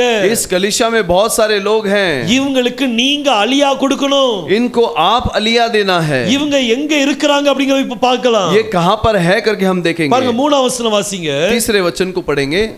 ஆவிக்குள் என்னை வனாந்தரத்திற்கு கொண்டு போனான். அப்பொழுது 7 தலைகளையும் 10 கொம்புகளையும் உடையதும் தூஷணமான நாமங்களால் நிறைந்ததுமான சிவப்பு நிறமுள்ள மிருகத்தின் மேல் ஒரு ஸ்திரீ ஏறியிருக்க கண்டேன். இப்ப இங்க ஒரு மிருகத்தை பார்க்கிறோம். यहाँ पर एक जानवर को देखते हैं. இது எந்த மிருகம்? ये क्या जानवर है? இது ரெவலேஷன் 13ல பார்த்த மிருகம். और रेवलेशन 13 प्रकाशित वाक्य 13वें अध्याय में हमने जो देखा वो அதுக்கு जानवर, 7 தலைகள் இருக்குது, उसको 7 सर हैं 10 கொம்பு இருக்குது, और 10 सिंग हैं, அது மேல கிரீடம் வைக்கப்பட்டிருக்குது. और उसके ऊपर मुकुट भी है. இந்த இந்த இந்த ஒரு மிருகம், ये जानवर, இது ரோம ராஜ்யம். ये रोम का राज्य है. இந்த ரோம ராஜ்யத்துக்கு மேல ये रोम राज्य के ऊपर இப்ப யார் உட்கார்ந்து உட்கார்ந்திருக்கிறா? अब कौन बैठा है? ஒரு ஸ்திரீ உட்கார்ந்திருக்கிறா. एक स्त्री बैठी है। இந்த ஸ்திரீ உட்கார்ந்து ஒரு மிருகத்து மேல உட்கார்ந்திருக்கிறா. एक स्त्री एक जानवर के ऊपर बैठी है। அரசியல் மேல உட்கார்ந்திருக்கிறா. वो राजनीति पे बैठी है। இவளுடைய நெத்தி மேல इसके माथे पर தூஷணமான நாமங்கள் இருக்குது. निंदा के नाम हैं। blasphemous names இருக்குது. निंदा के नाम हैं। இது மேல இந்த சபை உட்கார்ந்திருக்குது. और इसके ऊपर ये कलीसिया बैठी है। இன்னைக்கு நிறைய பேர் சொல்லுவாங்க, आज बहुत सारे कहेंगे அரசியல்ல நம்ம ஆட்கள் இருந்தா நல்லா இருக்கும், राजनीति में हमारे लोग रहेंगे तो अच्छा होगा, கிறிஸ்டியன்ஸ் இருந்தா நல்லா இருக்கும்னு சொல்லுவாங்க. मसीही लोग रहेंगे तो अच्छा होगा बोलेंगे। கிறிஸ்டியன்ஸ்க்கும் அரசியலுக்கும் சம்பந்தம் இல்ல. मसीही और राजनीति का कोई संबंध नहीं। இந்த சபை ये कलीसिया இந்த அரசியல் மேல உட்கார்ந்துச்சு. इस राजनीति पर बैठी, உட்கார்ந்த உடனே बैठने के बाद இந்த அரசியல் மேல எந்த தூஷணமான பேர் இருக்குதோ, और इस राजनीति के ऊपर जो निंदा से भरा हुआ नाम है, அதே பேரு वही नाम இப்போ இந்த சபை மேலயும் வந்துட்டு, ये कलीसिया के ऊपर भी आ गई। இந்த சபை மேலயும் வந்துட்டு, ये कलीसिया के ऊपर भी आ யார் गई। அரசியல்ல இருந்துட்டு जो राजनीति में रहकर யாரும் கிறிஸ்தவங்களுக்கு உதவி செய்ய முடியாது. कोई भी मसीह लोगों का मदद कर नहीं இத सकता। நீங்க எழுதி வச்சுக்கிடுங்க. इसे आप लिख के रख लीजिए। தானியேல சிங்க கோயில தூக்கி போடும்போது दानियेल को सिंह के गुफे में जब डाला, தரியு ராஜா दरियु राजा அவனை விடுதலை செய்ய முயற்சி பண்ணா. उसको छुड़ाने का कोशिश किया, சட்டங்கள் எல்லாம் எடுத்து பார்த்தா, सारे नियमों को खोल कर देखा, ராத்திரி ஃபுல்லா ட்ரை பண்ணி பார்த்தா, रात भर कोशिश किया, ஒரு ராஜாவாலே முடியல. एक राजा ही नहीं कर पाया। அப்ப அரசியலால முடியாது. तो राजनीति नहीं कर सकती। ஒரு உண்மையான கிறிஸ்தவனை காப்பாத்துறது एक सच्चे मसीह को बचाने के लिए அது யெகோஷுவா மட்டும் தான் காப்பாத்துவார். वो यहोशुआ ही बचा सकता है। இன்னைக்கு நிறைய பேர் கூடி வருவாங்க, आज बहुत सारे मिलकर आएंगे, பாஸ்டர்ஸ் ஃபெலோஷிப் அப்படினு சொல்லி கூடுவாங்க. पासवान का संगति करके आएंगे। இதெல்லாம் எதுக்கு வச்சிருக்காங்க தெரியுமா? ये सब क्यों रखे मालूम ஒரு है? ஆளுக்கு ஏதோ பிரச்சனைனா एक व्यक्ति कोई समस्या तो எல்லாரும் வந்துருவோம். सब लोग आ जाएंगे। யார் வந்து ஒரு பிரச்சனை இல்ல, सब कोई आके कुछ फायदा नहीं। யெகோஷுவா வரணும், यहोशुआ आना है, அவர் தான் உதவி செய்யணும். वही मदद करना है। இந்த பீகார்ல இருந்து என்கிட்ட போன் பண்ணாங்க. और बिहार से मुझे फोन किए। நாங்க 150 பாஸ்டர்ஸ் இருக்கிறோம், हम 150 पासवान நாங்க हैं, எல்லாரும் உங்க கூட இணைய விரும்புறோம். हम सब आपके साथ जुड़ना चाहते हैं। எதுக்குன்னு கேட்டேன். मैं क्यों करके पूछा, எதுக்கு என் கூட இணைறீங்க? क्यों मेरे साथ जुड़ना है? என் கூட இணைய வேண்டாம், मेरे साथ मत जुड़ो, நீங்க யெகோஷுவா கூட இணைஞ்சிடுங்க. यहोशुआ के साथ जुड़ो। நான் அவர் கூட இணைஞ்சிருக்கிறேன், मैं उनके साथ जुड़ता हूँ, நீங்களும் அவர் கூட இணைஞ்சிருங்க. आप भी उनके साथ जुड़िए। அவர் தான் நம்மளுக்கு உதவி செய்கிறவர். वही हमारा मददगार है। हालेलुया। हालेलुया। அரசியல் உதவி செய்யாது, राजनीति मदद नहीं ஆனா இந்த करेगा, அரசியல் மேல உட்காரும்போது, लेकिन इस राजनीति पे बैठते समय, இந்த அரசியல் மேல इस राजनीति के ऊपर எந்த தூஷணமான பெயர்கள் இருக்குதோ, कौन से निंदा के भरे हुए नाम हैं, அதே தூஷணமான பேரு वही निंदा से भरा हुआ அது नाम யார் மேல வந்துட்டு, वो किसके ऊपर आ गया? அது இந்த சபை மேல வந்துட்டு. वो कलीसिया के ऊपर आ गया। பாருங்க, அதுல 5ஆம் வசனத்தை வாசிங்க. उसमें 5वां वचन पढ़िए। और उसके माथे पर ஆ यह नाम लिखा था, ஆ भेद, ஆ बड़ा बाबुल, ஆ पृथ्वी की वेश्याओं ஆ और घृणित वस्तुओं की माता। பாருங்க, இங்க பைபிள் சொல்லுது, इधर कलाम बताता है இந்த ஸ்திரீயினுடைய நெத்தி மேல ये स्त्री के माथे के ऊपर ஒரு காரியம் எழுதப்பட்டிருக்குது. एक चीज लिखा हुआ है, பாபிலோன். बाबिलोन। பாபிலோன்ங்கிற பேர் எழுதப்பட்டிருக்குது. बाबिलोन करके नाम लिखा हुआ இவ है। யாரா? ये कौन है? இவதான் மதர். ये माँ करके माँ है। இவ யாருக்கு தாயா இருக்கிறா? किसका माँ है? வேசிகளுக்கு தாய். ये वेश्या लोगों का माता है। அப்ப வேசிகள் அப்படின்னா वेशी का वेश्याएं के मतलब அது நிறைய ஸ்திரீகளை குறிக்குது. बहुत स्त्री को दिखाता है। அது பாபிலோன் குமாரத்திகள், वो बाबिलोन का कुमारियां, பாபிலோனுடைய பிள்ளைகள். बाबिलोन का बच्चे लोग, இந்த பாபிலோன் குமாரத்திகளுக்கு ये बाबिलोन का बच्चे लोग को இவதான் தாய். यही माता है। இது என்ன சபை? ये कौन सा कलिसिया இது है? தாய் சபை. ये माता कलिसिया है। இந்த தாய் சபைக்கு கீழே ये माता कलिसिया के नीचे நிறைய சபைகள் இணைக்கப்பட்டிருக்குது. बहुत सारा कलिसिया इकट्ठा हुए हैं। அந்த सபைகள் எல்லாமே वो सारे कलिसिया பாபிலோன் குமாரத்திகள். सब बाबिलोन का पुत्री है। இந்த பாபிலோன் குமாரத்தின் இடத்துல ये बाबिलोन का पुत्रियों के बीच में எந்தெந்த ஜனங்கள் குடியிருக்கிறாங்களோ जो लोग इसके बीच में से है, அவங்களை கர்த்தர் வெளியே வர சொல்றார். वो लोगों को बाहर बुलाता है प्रभु। இந்த தாய் சபை என்னது?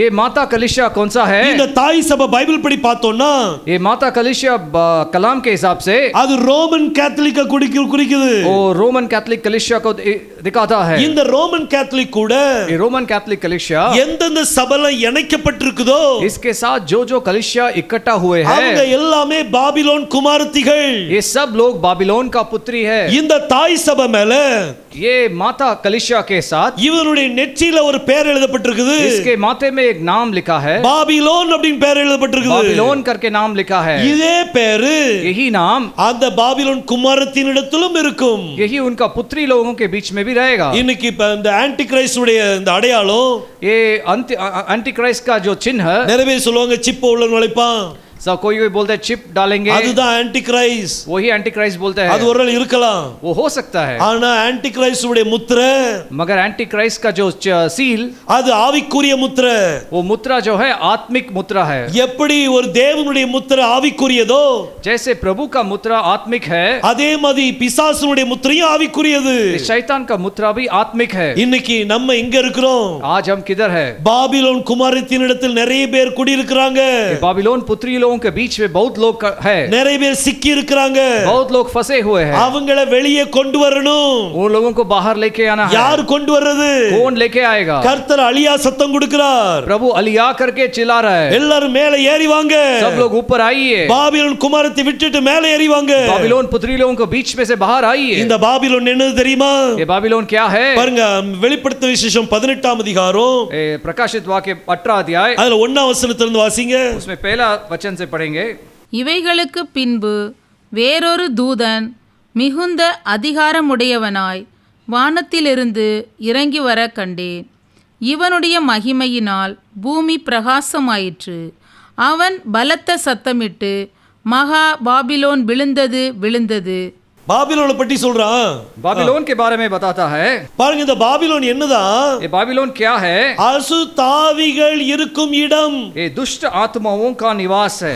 அது அதோட விட்டல, उसी से छोड़ा नहीं है, இன்னும் சொல்றார் பாருங்க. और भी बताता है, அது பேய்களுடைய குடியிருப்பும் அசுத்த ஆவிகளுடைய காவல் வீடும்.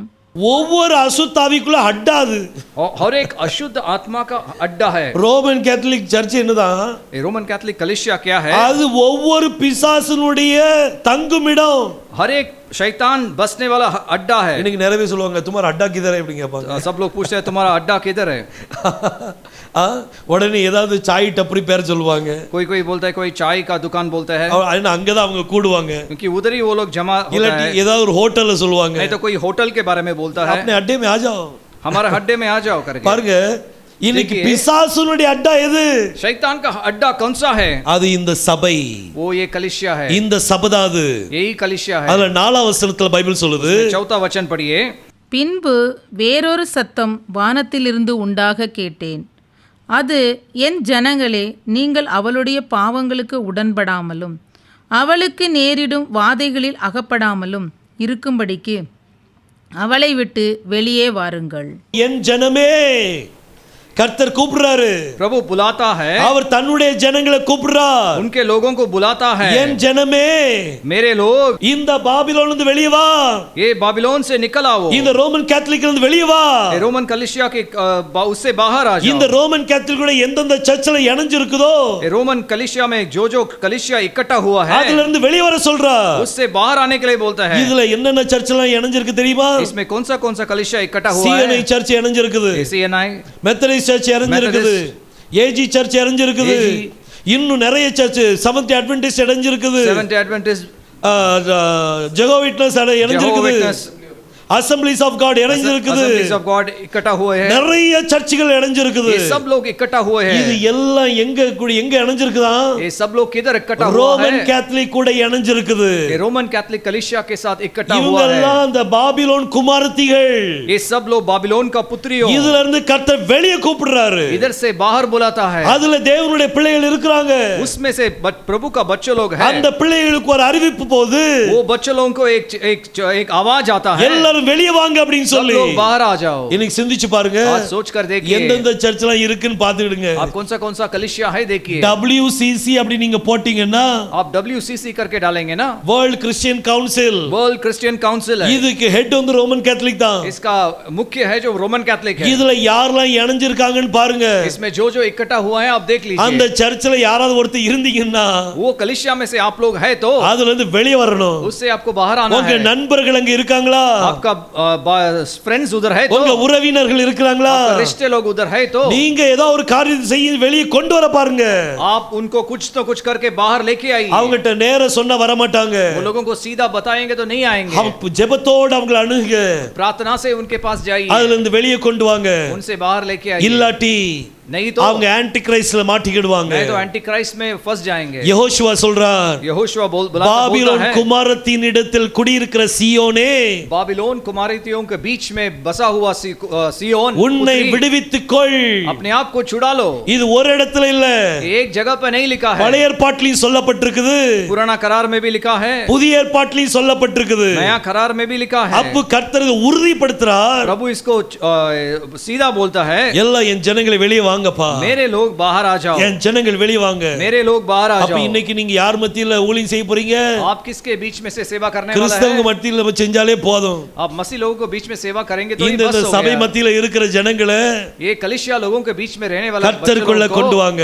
प्रभु के अंदर लेके आओ. அந்த சபைகள் இன்னைக்கு எப்படி இருக்குன்னா, वो कलिसिया आज कैसा है? அவங்க தன்னுடைய சொந்த ஆகாரத்தை சாப்பிடுறாங்க. वो लोग बोलते हैं हम उनका खुद का खाना खा रहे हैं. அவங்களுக்கு தேவனுடைய வஸ்திரம் வேண்டாம். उनका प्रभु का खाना नहीं चाहिए, वस्त्र नहीं அவங்களுக்கு चाहिए. பேர் மட்டும் இருந்தா போதும். खाली नाम चाहिए बस. கிறிஸ்தவங்கிற பேர் இருந்தா போதும். मसीह करके नाम चाहिए. ஒரு ஒரு ஒரு மனிதன் எடுத்தாச்சுன்னா, एक मनुष्य आप लेंगे ஒரு तो, கிறிஸ்தவன் எடுத்தாச்சுன்னா, एक मसीह भाई लेंगे तो அவங்க பிறப்புல இருந்து उसका पैदा होने से அவங்க மரிக்கிறது வரைக்கும் मरने तक சபைக்கும் அவங்களுக்கும் சம்பந்தம் இருக்கும். कलिसिया और उनका संबंध है. பிறந்த உடனே वो पैदा होने के बाद சர்ச்சில் கொண்டு வந்து பேர் வைப்பாங்க. कलिसिया में लेके आकर उसका नाम அதுக்கு रखता சபை है. தேவை. उसके लिए कलिसिया चाहिए. அவன் பெருந்து வளர்ந்து ஆகும்போது वो बड़ा होने के बाद அவனுக்காக ஜெபிக்கிறதுக்கு சபை தேவை. उनके लिए प्रार्थना करने के लिए कलिसिया चाहिए. மேரேஜ்னு சொல்லி வரும்போது शादी होने के समय மேரேஜுக்கு சபை தேவை. उसके लिए कलिसिया चाहिए. இன்னும் பல காரியங்களுக்கு சபை தேவை. बहुत सारे चीज के लिए कलिसिया चाहिए. கடைசியா மரிக்கும் போதும் मरने के समय में भी आखिरी அடக்கம் में பண்ணப்படுறதுக்கு சபை தேவை. उसको दफन करने के लिए कलिसिया चाहिए. எல்லாத்துக்கும் சபை தேவை. सबके लिए कलिसिया चाहिए. ஆனா இடப்பட்ட நேரத்துல அவங்க சபையை மறந்துடுவாங்க. मगर ये बीच का समय में वो लोग कलिसिया को भूल जाएंगे. இவங்க எல்லாம் யாரு? ये लोग कौन है? இவங்க பேர் கிறிஸ்தவங்க. ये लोग नाम के लिए मसीह लोग பேருக்கு हैं. கிறிஸ்தவங்க, नाम के लिए मसीह लोग ஆனா हैं. சபைக்கும் அவங்களுக்கும் சம்பந்தமே இருக்காது. कलिसिया और उनका कोई संबंध नहीं है. கல்யாணம் வரும்போது முன்னாடி வந்து நிப்பாங்க. शादी होने के समय पहले आकर खड़ा रहते हैं. பாஸ்டர் எனக்கு கல்யாணம் பண்ணணும் பாஸ்டர், पास्टर मेरे को शादी करना है. இந்த டேட்ல வைங்க, நீங்க தான் முடிக்கணும் அப்படின்னு சொல்லுவாங்க. आप ही करना है. உடனே பாஸ்டர் அப்படியே தலைக்கு மேல போயிடுவாரு. पास्टर तुरंत तो ऊपर जाता है. वो ऊपर ही जाता है.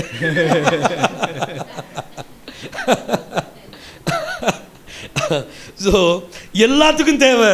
सबके लिए चाहिए. இடப்பட்ட நேரம் இருக்குல்ல, அதுதான் முக்கியமான நேரம். ये बीच का समय वही सबसे इम्पोर्टेंट है. கல்யாண காரியங்கள் நல்லா நடக்கும், शादी का चीज अच्छा सा होता ஆனா है. இடப்பட்ட நேரத்துல इस बीच का समय में சபையில கொடுக்கப்படுற ஒவ்வொரு ட்ரெயினிங்கும், कलिसिया में देने वाला हर एक ट्रेनिंग को, அந்த ட்ரெயினிங் அவங்க மிஸ் பண்ண கூடாது. वो ट्रेनिंग को लोग मिस नहीं करना है. இன்னைக்கு நீங்க பெற்றுக்கொண்டிருக்கிற இந்த ட்ரெயினிங் आज जो मिला है जो ट्रेनिंग को மத்தவங்க மிஸ் பண்ண கூடாது. बाकी लोग मिस नहीं करना இன்னைக்கு है. எத்தனை பேர் இதுல சிக்கி இருக்காங்க சிந்திச்சு பாருங்க. कितना लोग इसमें फंसे हुए हैं देखिए. நம்ம कண்ணு முன்னாடி நம்ம சொந்தக்காரங்களே ரோமன் கேத்தலிக் சர்ச்சில் இருப்பாங்க. हमारा रिश्तेदार हमारे आंख के सामने वो रोमन कैथोलिक कलिसिया में அதுல இருந்து நம்ம வெளியே கொண்டு வரணும். उनसे उनको उधर से उनको बाहर लेके आना அந்த है. ரோமன் கேத்தலிக் கூட எந்தெந்த சபை அட்டாச்டா இருக்குதோ, रोमन कलिसिया के साथ जो कलिसिया अटैच्ड हुआ है, வேட்டையாடுங்க, वो सब में जाकर अपना शिकार करना है. எல்லாரையும் வெளியே கொண்டு வாங்க. सबको बाहर लेके आना है. நீங்க நல்ல அதுக்கு நீங்க முதல்ல நல்லா ஸ்டடி பண்ணணும். इसके लिए आप अच्छा से स्टडी करना வீட்ல है. மீட்டிங் போடுங்க, घर में से ये मीटिंग रखिए. ஜனங்கள் வரட்டும்,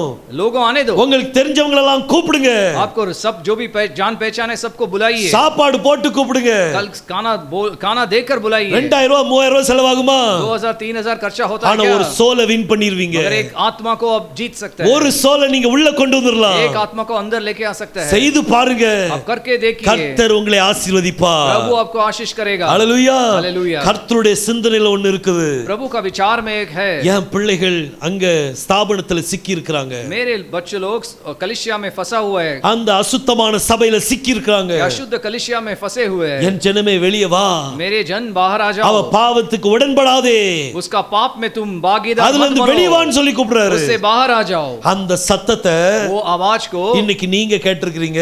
आज आप सुना है. இந்த சத்தத்தை நீங்க பிரதிபலிக்கணும். ये आवाज को दूसरों लोगों को बताना है. நீங்க பிரதிபலித்து சொல்லும்போது आप दूसरों लोगों को बताने के அவங்க समय தேவனுடைய பிள்ளையா இருந்தா वो प्रभु का बच्चा है तो கொஞ்சம் அசையும். वो थोड़ा हिलेगा, கர்த்தருக்குள்ள வந்துருவாங்க. प्रभु के अंदर आएंगे। சோ இந்த ஸ்திரீ ये स्त्री, அசுத்தமான ஒரு ஸ்திரீ. ये अशुद्ध स्त्री है। ஹalleluya. हालेलुया। எவ்வளவு முக்கியமான காரியம் பாருங்க. ये कितना इंपॉर्टेंट चीज है। देखिए 17th chapter எடுத்தீங்கன்னா आप 17th चैप्टर लेंगे, அது ஃபுல்லா ரோமன் கேத்தலிக் பத்தி கொடுத்திருக்கு. वो पूरा रोमन कैथोलिक कलीसिया के बारे में दिया है। 17th and 18th chapter 17th और 18th चैप्टर அவளுக்கு தண்டனை பத்தி கொடுத்திருக்கு. उसका दंड के बारे में लिखा हुआ இன்னைக்கு है। நம்ம தேவனுடைய பிள்ளைகள் हम प्रभु का बच्चा लोग हैं। இன்னைக்கு நிறைய பேர் இதுல சிக்கி இருக்காங்க. बहुत लोग इसमें फंसे हुए हैं। அவங்கள வெளியே கொண்டு வரணும். उनको बाहर लेके आना है। இல்லாட்டி கர்த்தர் உங்ககிட்ட தான் கேட்க போறாரு. नहीं तो प्रभु आपसे ही मांगेंगे, உங்ககிட்ட கேட்பாரு. हमसे ही मांगेंगे। எங்க உனக்கு சொந்தக்காரங்க உள்ள இருந்தாங்களே, तुम्हारा रिश्तेदार अंदर है, इसके अंदर அவங்ககிட்ட நீ ஏன் சொல்லல? उनको क्यों नहीं बताया? அவங்கள ஏன் கர்த்தர் எனக்குள்ள வார்த்தைக்குள்ள வழி நடத்தலன்னு கேட்பாரு. क्यों उनको वचन के अंदर लेके नहीं आया? அப்ப என்ன சொல்வீங்க? आप क्या बताएंगे? என்ன பதில் இருக்கு நம்மட்ட? क्या बताएंगे? நம்ம தகச்சு போயிடுவோம். हम लोग पे ये हो जाएंगे, நியாய தீர்ப்புல மாட்டிக்கிடுவோம். जजमेंट टाइम में फंस जाएंगे। we have to bring them out. उनको बाहर लेके आना है, வெளியே கொண்டு வரணும். बाहर लेके आना है। கர்த்தர் நிச்சயமா உங்களுக்கு பலத்தை கொடுப்பார். प्रभु जरूर आपको सामर्थ्य देगा। ஜக்கரியா 2ஆம் அதிகாரத்துல जकरिया 2 अध्याय में கர்த்தர் எருசலேமை அளந்து பார்க்கிறார். प्रभु यरूशलेम को नाप लेता है। ஒரு பக்கம் இஸ்ரவேல் ஜனங்களை எருசலேமுக்குள்ள கூப்பிடுறாரு. एक जगह में इजराइल लोगों को यरूशलेम के अंदर बुलाता है। இன்னொரு பக்கம் ஆவிக்குரிய காரியத்துல பார்த்தோம்னா आत्मिक रूप में देखेंगे तो இந்த பாபிலோன் குமாரத்தின் இடத்தில் குடியிருக்கிற அந்த மணவாட்டிய ये बाबिलोन कुमारतियों के बीच में अंदर जो दुल्हन है, அவளை சியோன் சொல்றாரு.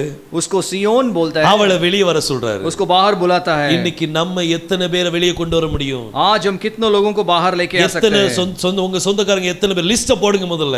अपने रिश्तेदार को लिस्ट पहले डालो, ஒரு லிஸ்ட் போட்டு एक लिस्ट डालो। நாங்க இந்த MLM குரூப்ல வேலை பார்த்துட்டு இருக்கும்போது हम लोग को MLM ग्रुप में काम multi level marketing multi level marketing में இத பண்ணிட்டு இருக்கும்போது उसको करने के समय அவங்க 3 லிஸ்ட் போட சொல்லுவாங்க. वो लोग 3 लिस्ट डालने के बोलेंगे। இந்த 3 லிஸ்ட்ல ये 3 लिस्ट में ஃபர்ஸ்ட் லிஸ்ட்ல என்ன அப்படினா फर्स्ट लिस्ट में क्या है? எல்லா ரிலேட்டிவ் உடைய பேர் எழுதணுமா? सारे रिलेटिव्स का नाम डालना है, எல்லா பேர் எழுதணும்.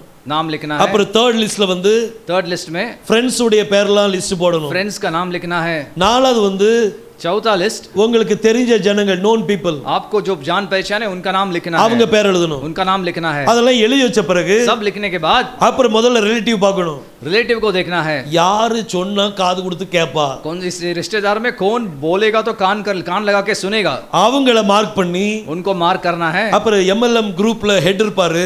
वो MLM ग्रुप में हेड रहता है। உடனே இந்த சபார்டினேட்ஸ் என்ன செய்யணும்னா वो उनका नीचे सब लोग क्या करना है? அவங்க அந்த ஹெட்ட கூட்டி போவாங்க. वो हेड को लेके जाएंगे, உடனே அந்த வீட்ல வச்சு எக்ஸ்பிளனேஷன் நடக்கும். वो घर में जाकर एक्सप्लेनेशन होता है। அதுல எத்தனை ரிலேட்டிவ்ஸ் வீட்டுக்கு போறாமோ कितना रिलेटिव्स के घर में जाता है? ஒரு ஆள் சிக்கிட்டாருன்னு வைங்க, एक जन फंस गया सोचो, அப்புறம் அடுத்த ரிலேட்டிவ் போகும்போது वो दूसरा रिलेटिव में जाने के எல்லாம் लिए எக்ஸ்பிளைன் பண்ணிட்டு सब एक्सप्लेन करने के बाद இப்பதான் உங்க ரிலேட்டிவ் ஜாயின் ஆனாங்க, अब भी आपका रिश्तेदार वो ज्वाइन हुआ है, நீங்களும் ஜாயின் ஆனா நல்லா இருக்கும். आप भी ज्वाइन करेंगे तो अच्छा हो இது जाएगा। மல்டி லெவல் மார்க்கெட்டிங்ல இப்படி பண்றாங்க. ये मल्टी लेवल मार्केटिंग में ऐसे करते அடுத்த हैं। ஃப்ரெண்ட்ஸ்ல फ्रेंड्स के बीच में யாரு நம்ம சொன்ன கேப்பா, कौन हम जो बोलेंगे तो सुनेगा, யார் வீட்டுக்குள்ள போனா அக்செப்ட் பண்ணுவா, जो घर में जाएगा तो एक्सेप्ट करेगा, அவங்க வீட்டுக்குள்ள போறது. उनके घर के अंदर जाना है। இதே மாதிரி நம்ம பண்ணோம்னா ऐसे ही हम करेंगे तो கர்த்தருடைய ராஜ்யத்துக்கு நிறைய பேர் சேர்க்கலாம். प्रभु के राज्य के लिए बहुत लोग को इकट्ठा कर அவன் सकते உலகத்துக்காரன் இப்படி செய்றான், हैं। दुनिया का लोग ऐसे करते हैं, நம்ம இது ஆவிக்குரிய காரியத்துக்கு செஞ்சிருவோம். हम आत्मिक ग्रुप के लिए करते हैं। நம்ம தான் மல்டி லெவல் மார்க்கெட்டிங்.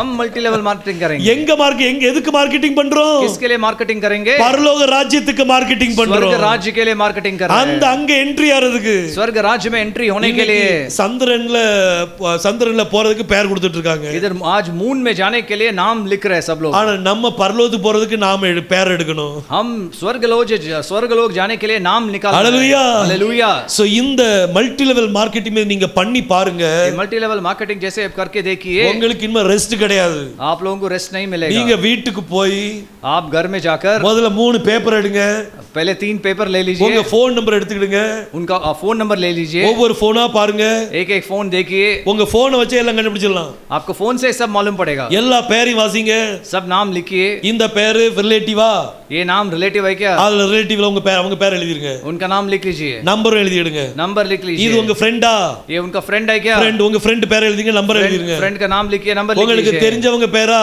उनका आपका जान पहचान का नंबर है, नाम है அவங்க क्या? பேரும் நம்பரும் எழுதிருங்க. उनका नाम और नंबर लिख लीजिए. எல்லாம் முடிச்ச உடனே सब लिखने के बाद நம்ம தான் மொபைல நோண்டிக்கிட்டே இருக்கோமே. हम तो हर एक समय मोबाइल में तो खेलते ही रहते हैं. மொபைல் நோண்டிக்கிட்டே இருக்கோம்ல. मोबाइल में कुछ ना कुछ करते रहते हैं. சரி, சோ இத வீட்ல போய் இத முதல்ல செய்யுங்க. ये आप पहले करिए.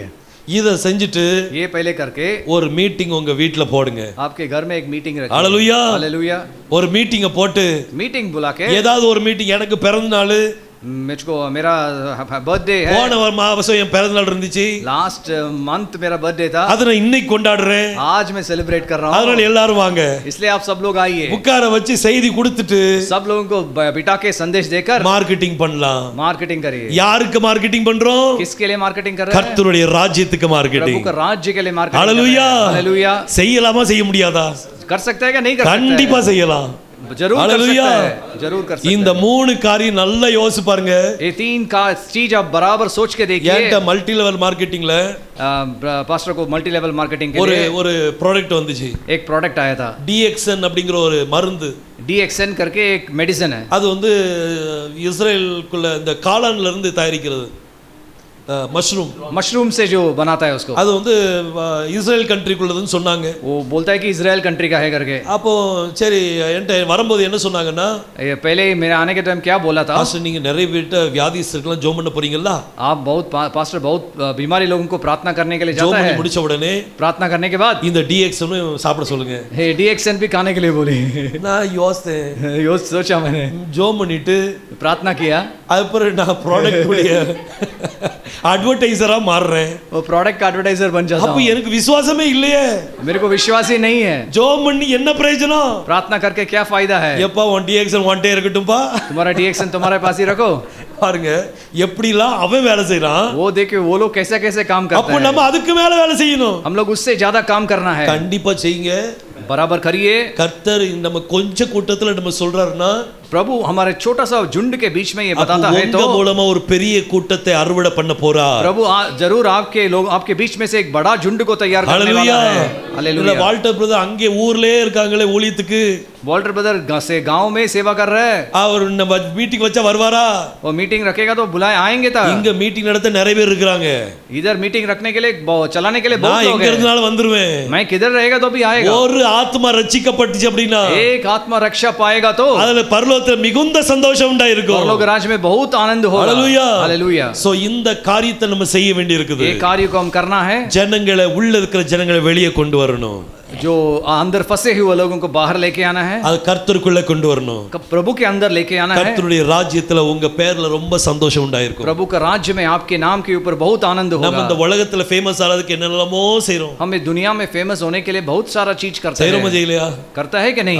ரொம்ப நிறைய காரியங்கள் செய்றோம். हम बहुत चीज करते हैं. ஆனா பரலோகத்துல நீங்க ஃபேமஸ் ஆகணும். मगर स्वर्ग राज्य में आप फेमस होना है. பரலோகத்துல ஃபேமஸ் ஆறதுக்கு என்ன செய்யணும்? स्वर्ग राज्य में फेमस होने के लिए क्या करना है? ஒரு ஆத்மாவை ரட்சிப்புக்குள்ள கொண்டு एक வந்தாச்சுன்னா आत्मा को रक्षा में लेके आएंगे तो பரலோகத்துல சந்தோஷம் உண்டாகுமா? परलोक राज्य में बहुत आनंद होता அது है. எப்படி சந்தோஷம்? कैसे आनंद होता है? நீங்க கொண்டு வந்தீங்கங்கிற சந்தோஷம் அங்க இருக்கும்.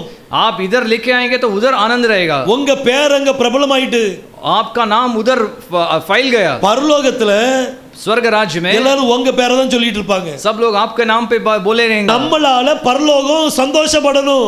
हम हमारे द्वारा परलोक राज्य स्वर्ग राज्य में आनंद होना அது है. எப்படி சந்தோஷம் ஆகும்னா, उधर कैसे आनंद होता நம்ம है? மூலமா ஒரு ஆத்மா ரட்சிக்கப்படணும். हमारे द्वारा एक आत्मा रक्षा पाना है. ரட்சிக்கப்பட்டாச்சுனா एक आत्मा रक्षा पाएंगे तो பரலோகத்துல மிகுந்த சந்தோஷம். स्वर्ग राज्य में बहुत आनंद நீங்க रहेगा. அங்க ஃபேமஸ் ஆயிருவீங்க. आप बहुत फेमस हो जाएंगे. அங்க उधर ஃபேமஸ் ஆனா उधर फेमस होंगे तो பூமியில ஃபேமஸ் ஆன மாதிரி தான். वो भूमि में फेमस हो गया. हालेलुया. हालेलुया.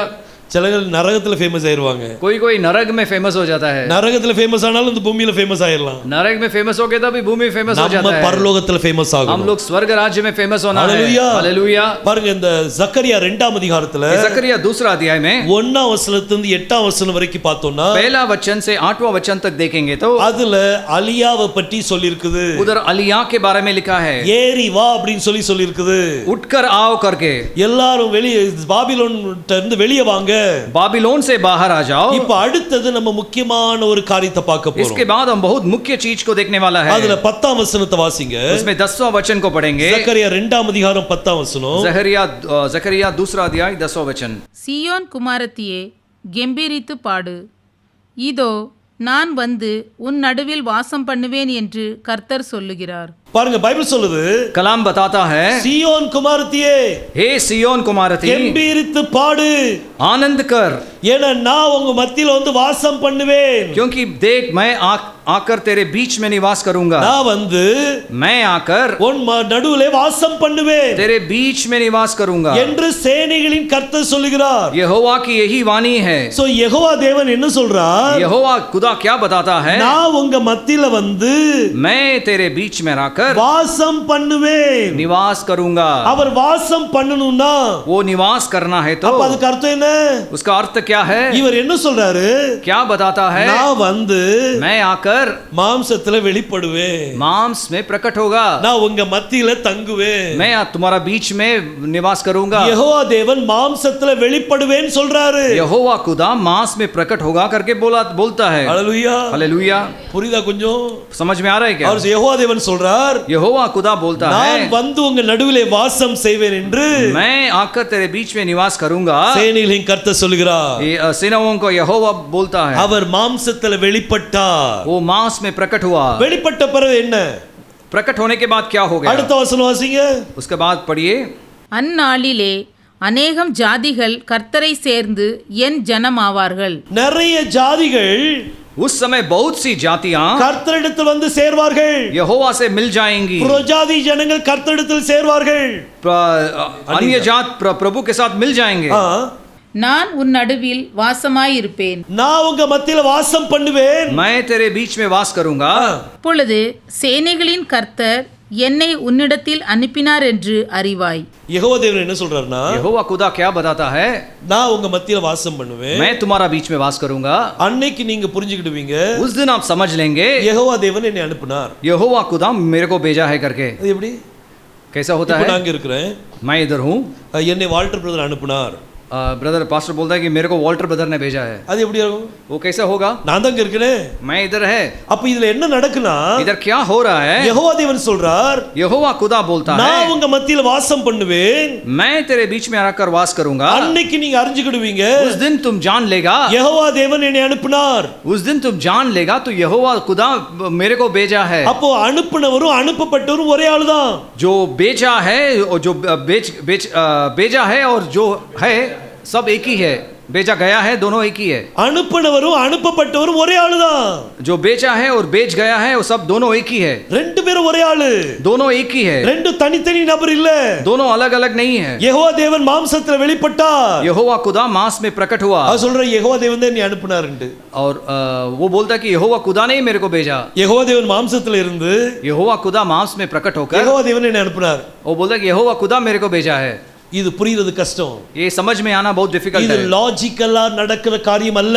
ये लॉजिक से होना कार्य नहीं है। நிறைய பேர் லாஜிக்கலா திங்க் பண்ணுவாங்க. बहुत लोग लॉजिकली थिंक करते हैं। அது எப்படி அனுப்புனவரும் அனுப்பப்பட்டவரும் எப்படி ஒரே ஆளா இருக்க முடியும்? बेचा गया और बेचा दोनों कैसे एक हो सकता है? அது லாஜிக்கலி நாட் பாசிபிள். वो लॉजिकली नॉट पॉसिबल। அது லாஜிக்கலா பார்க்க கூடாது. वो लॉजिकली इसे नहीं देखना है, ஸ்பிரிச்சுவலா பார்க்கணும். आत्मिक रूप में देखना है। ஸ்பிரிச்சுவலா பார்க்கும்போது आत्मिक रूप में देखेंगे ना, வந்தவரும் जो आया है அனுப்புனவரும் जो बेचा है ஒரே ஆளுதான். वो एक ही है। அதனாலதான் யோவான் 17ஆம் அதிகாரம் इसके लिए யோனான் का पुस्तक 17 अध्याय में அதுல 3ஆம் வசனத்துல பைபிள் சொல்லுது, उसमें 3 वचन में कलाम बताता है, ஒன்றான மெய் தேவனாகிய உம்மையும் நீர் அனுப்பினவராகிய இயேசு கிறிஸ்துவையும் அறிவதே நித்திய ஜீவன். பாருங்க பைபிள் சொல்லுது, कलाम बताता है, ஒன்றான மெய்தேவனாகிய உம்மையும் सच्चे खुदा एक आपको, நீர் அனுப்பினராகிய யெகோஷுவாவையும், आप जो बेचा यहोशुआ को, ரெண்டு பேரும் அறிகிறதா நித்திய ஜீவன். ये दोनों को जानने ही नित्य जीवन है। இந்த ரெண்டு பேரும் யாருன்னு அறியணும். ये दो कौन है करके जानना है। வந்தவர் யாரு? जो आया हुआ कौन है, அனுப்புனது யாரு? जो बेचा को वो कौन இந்த है। ரெண்டு பேரும் தனித்தனி நபர் அல்ல.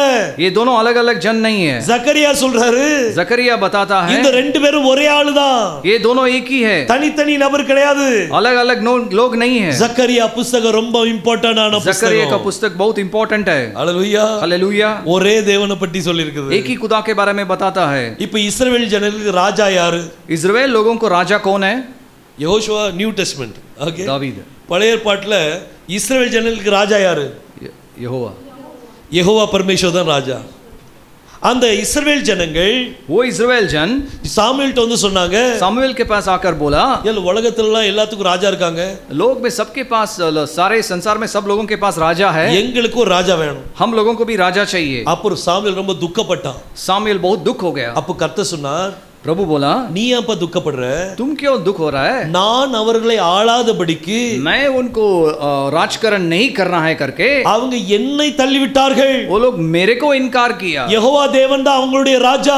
यहोवा खुदा उनका राजा है, அவங்கள தவிர வேற யாரும் ராஜா கிடையாது. उनके अलावा छोड़कर और कोई राजा नहीं है। ஹalleluya. हालेलुया। அவர் யெகோவா தேவனை தவிர வேற யாரும் ராஜா இல்ல. यहोवा खुदा को छोड़कर और कोई राजा नहीं है, ராஜா ஏற்றுக்கொள்ளவே மாட்டாங்க. वो कोई कभी स्वीकार नहीं करेंगे। அந்த ராஜா वो राजा பாருங்க மாம்சத்தில் வெளிப்படுறார். मांस में प्रकट हुआ। ஜக்கரியா 9ஆம் அதிகாரம் जकरिया 9वां अध्याय, அதுல 9ஆம் வசனத்தை வாசிங்க. उसमें 9वां वचन पढ़िए।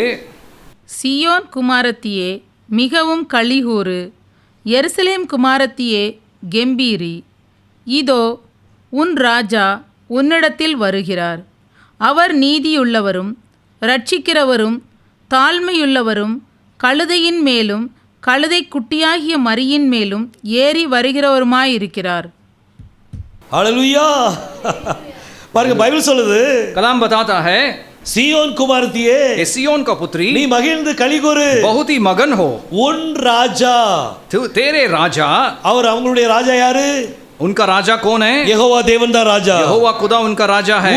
உன் ராஜா तेरे राजा உன்னிடத்தில் வருகிறார். तेरे पास आएगा। எப்படி வராரா? वो कैसे आएगा? கழுதையின் மேல ஏறி வராரா?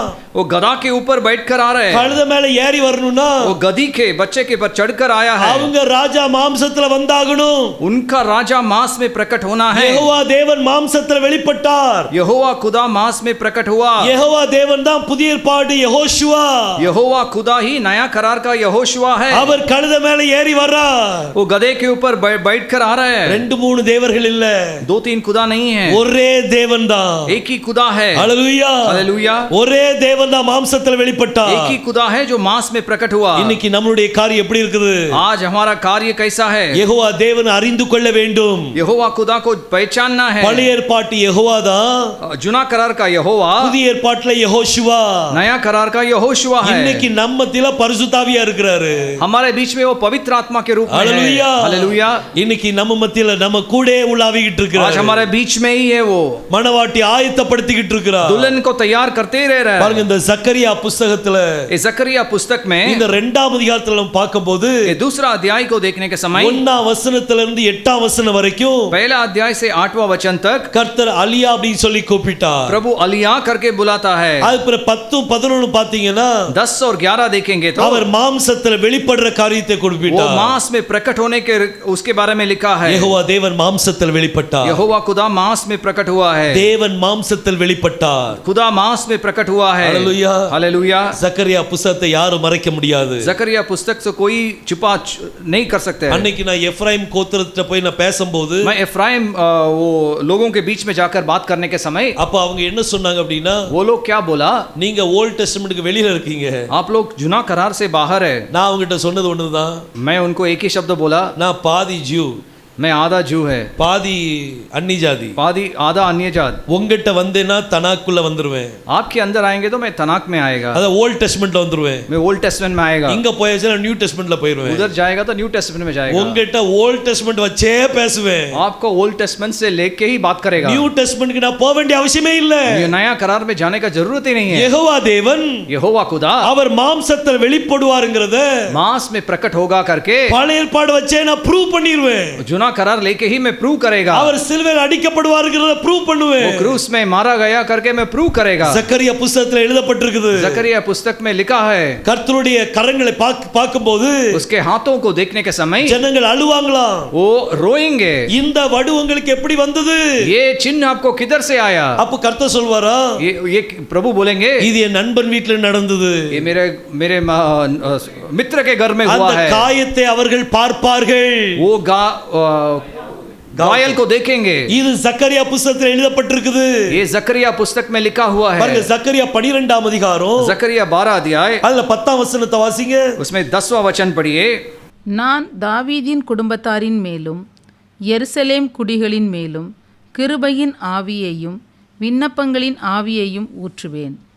அப்பொழுது அவர்கள் தாங்கள் குத்தின என்னை நோக்கி பார்த்து, ஒருவன் தன் ஒரே பேரானவனுக்காக புலம்புகிறது போல எனக்காக புலம்பி, ஒருவன் தன் தலைச்சன் பிள்ளைக்காக துக்கிக்கிறது போல எனக்காக மனங்கசந்து துக்கிப்பார்கள்.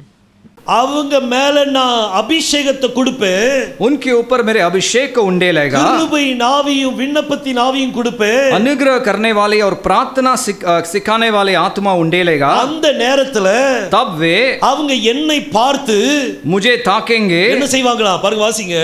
ஒருவன் தன் ஒரே பேரானவனுக்காக புலம்புகிறது போல எனக்காக புலம்பி, ஒருவன் தன் தலைச்சன் பிள்ளைக்காக துக்கிக்கிறது போல எனக்காக மனங்கசந்து துக்கிப்பார்கள். தாங்கள் குத்தின என்னை நோக்கி பார்ப்பார்கள். जिससे उन्होंने बेदा है उनको देखेंगे. அது யாரை குத்தினார்கள்? किसको बेदा है? யெகோவா தேவனை தான் குத்திருக்காங்க. यहोवा खुदा को ही वो लोग बेदा है. இந்த பழைய பாடம் வச்சே ப்ரூவ் பண்ணிட்டு போயிடலாம். मैं जुना करार को लेके ही उनको प्रूव कर सकता நிறைய हूं. பேர் இந்த ட்ரினிட்டில சண்டை போட்டுட்டு இருக்கவங்க என்ன செய்வாங்கன்னா, ये ट्रिनिटी में जो झगड़ा करने वाला क्या करता है, புதிய ஏற்பாடை வச்சே பேசிட்டு இருப்பாங்க. नया करार को लेके ही बात करता है. நீங்க பழைய ஏற்பாட்டுல இருந்து வரணும். आप जुना करार से आना है. பழைய ஏற்பாட்டுல இருந்து வந்தீங்க அப்படின்னா आप पूरा जुना करार से आएंगे तो யெகோவா पुराना தேவன் करार में சொல்றாரு, யெகோவா தேவன் यहोवा சொல்றாரு, देवन क्या बोल रहा है? என்ன தவிர வேற தேவன் இல்லை, मेरे अलावा और कोई खुदा नहीं है, எனக்கு முன் ஏற்பட்ட தேவனும் இல்லை, मेरे आगे कोई खुदा भी नहीं हुआ, எனக்கு பின் ஏற்படுவதும் இல்லை, मेरे पीछे भी कोई आने वाला नहीं है, அவரை தவிர வேற தேவன் இல்ல. और उसके अलावा और कोई खुदा नहीं है. அவர்தான் மாம்சத்துல வெளிப்பட்டார். वही मांस में प्रकट हुआ, அவர்தான் யெகோஷுவா. वही यहोशुआ है. இன்னைக்கு நம்மத்துல ஆவியால் ஆடிட்டு இருக்கிறாரு. आज हमारे बीच में आत्मा से मंडराता है. பரிசுத்த ஆவியா உலாவிட்டு இருக்கிறாரு. पवित्र आत्मा है हमारे बीच में. हालेलुया. हालेलुया.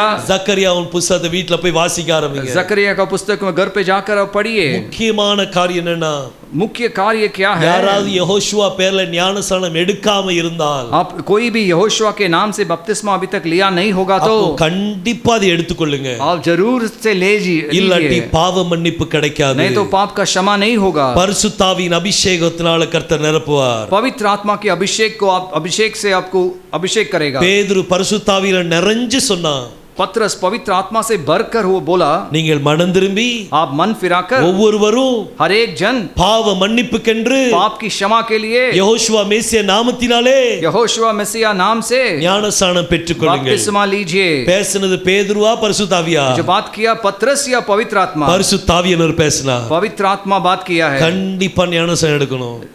सचमुच आप जरूरत से बपतिस्म लेना है, அப்ப இன்னும் வெளிப்பாட்டுக்குள்ள நீங்க வளர முடியும். तभी आप रिवलेशन में बढ़ सकते हैं. கர்த்தர் நிச்சயமா நம்மளை ஆசீர்வதிப்பார். प्रभु जरूर आपको आशीष करेगा.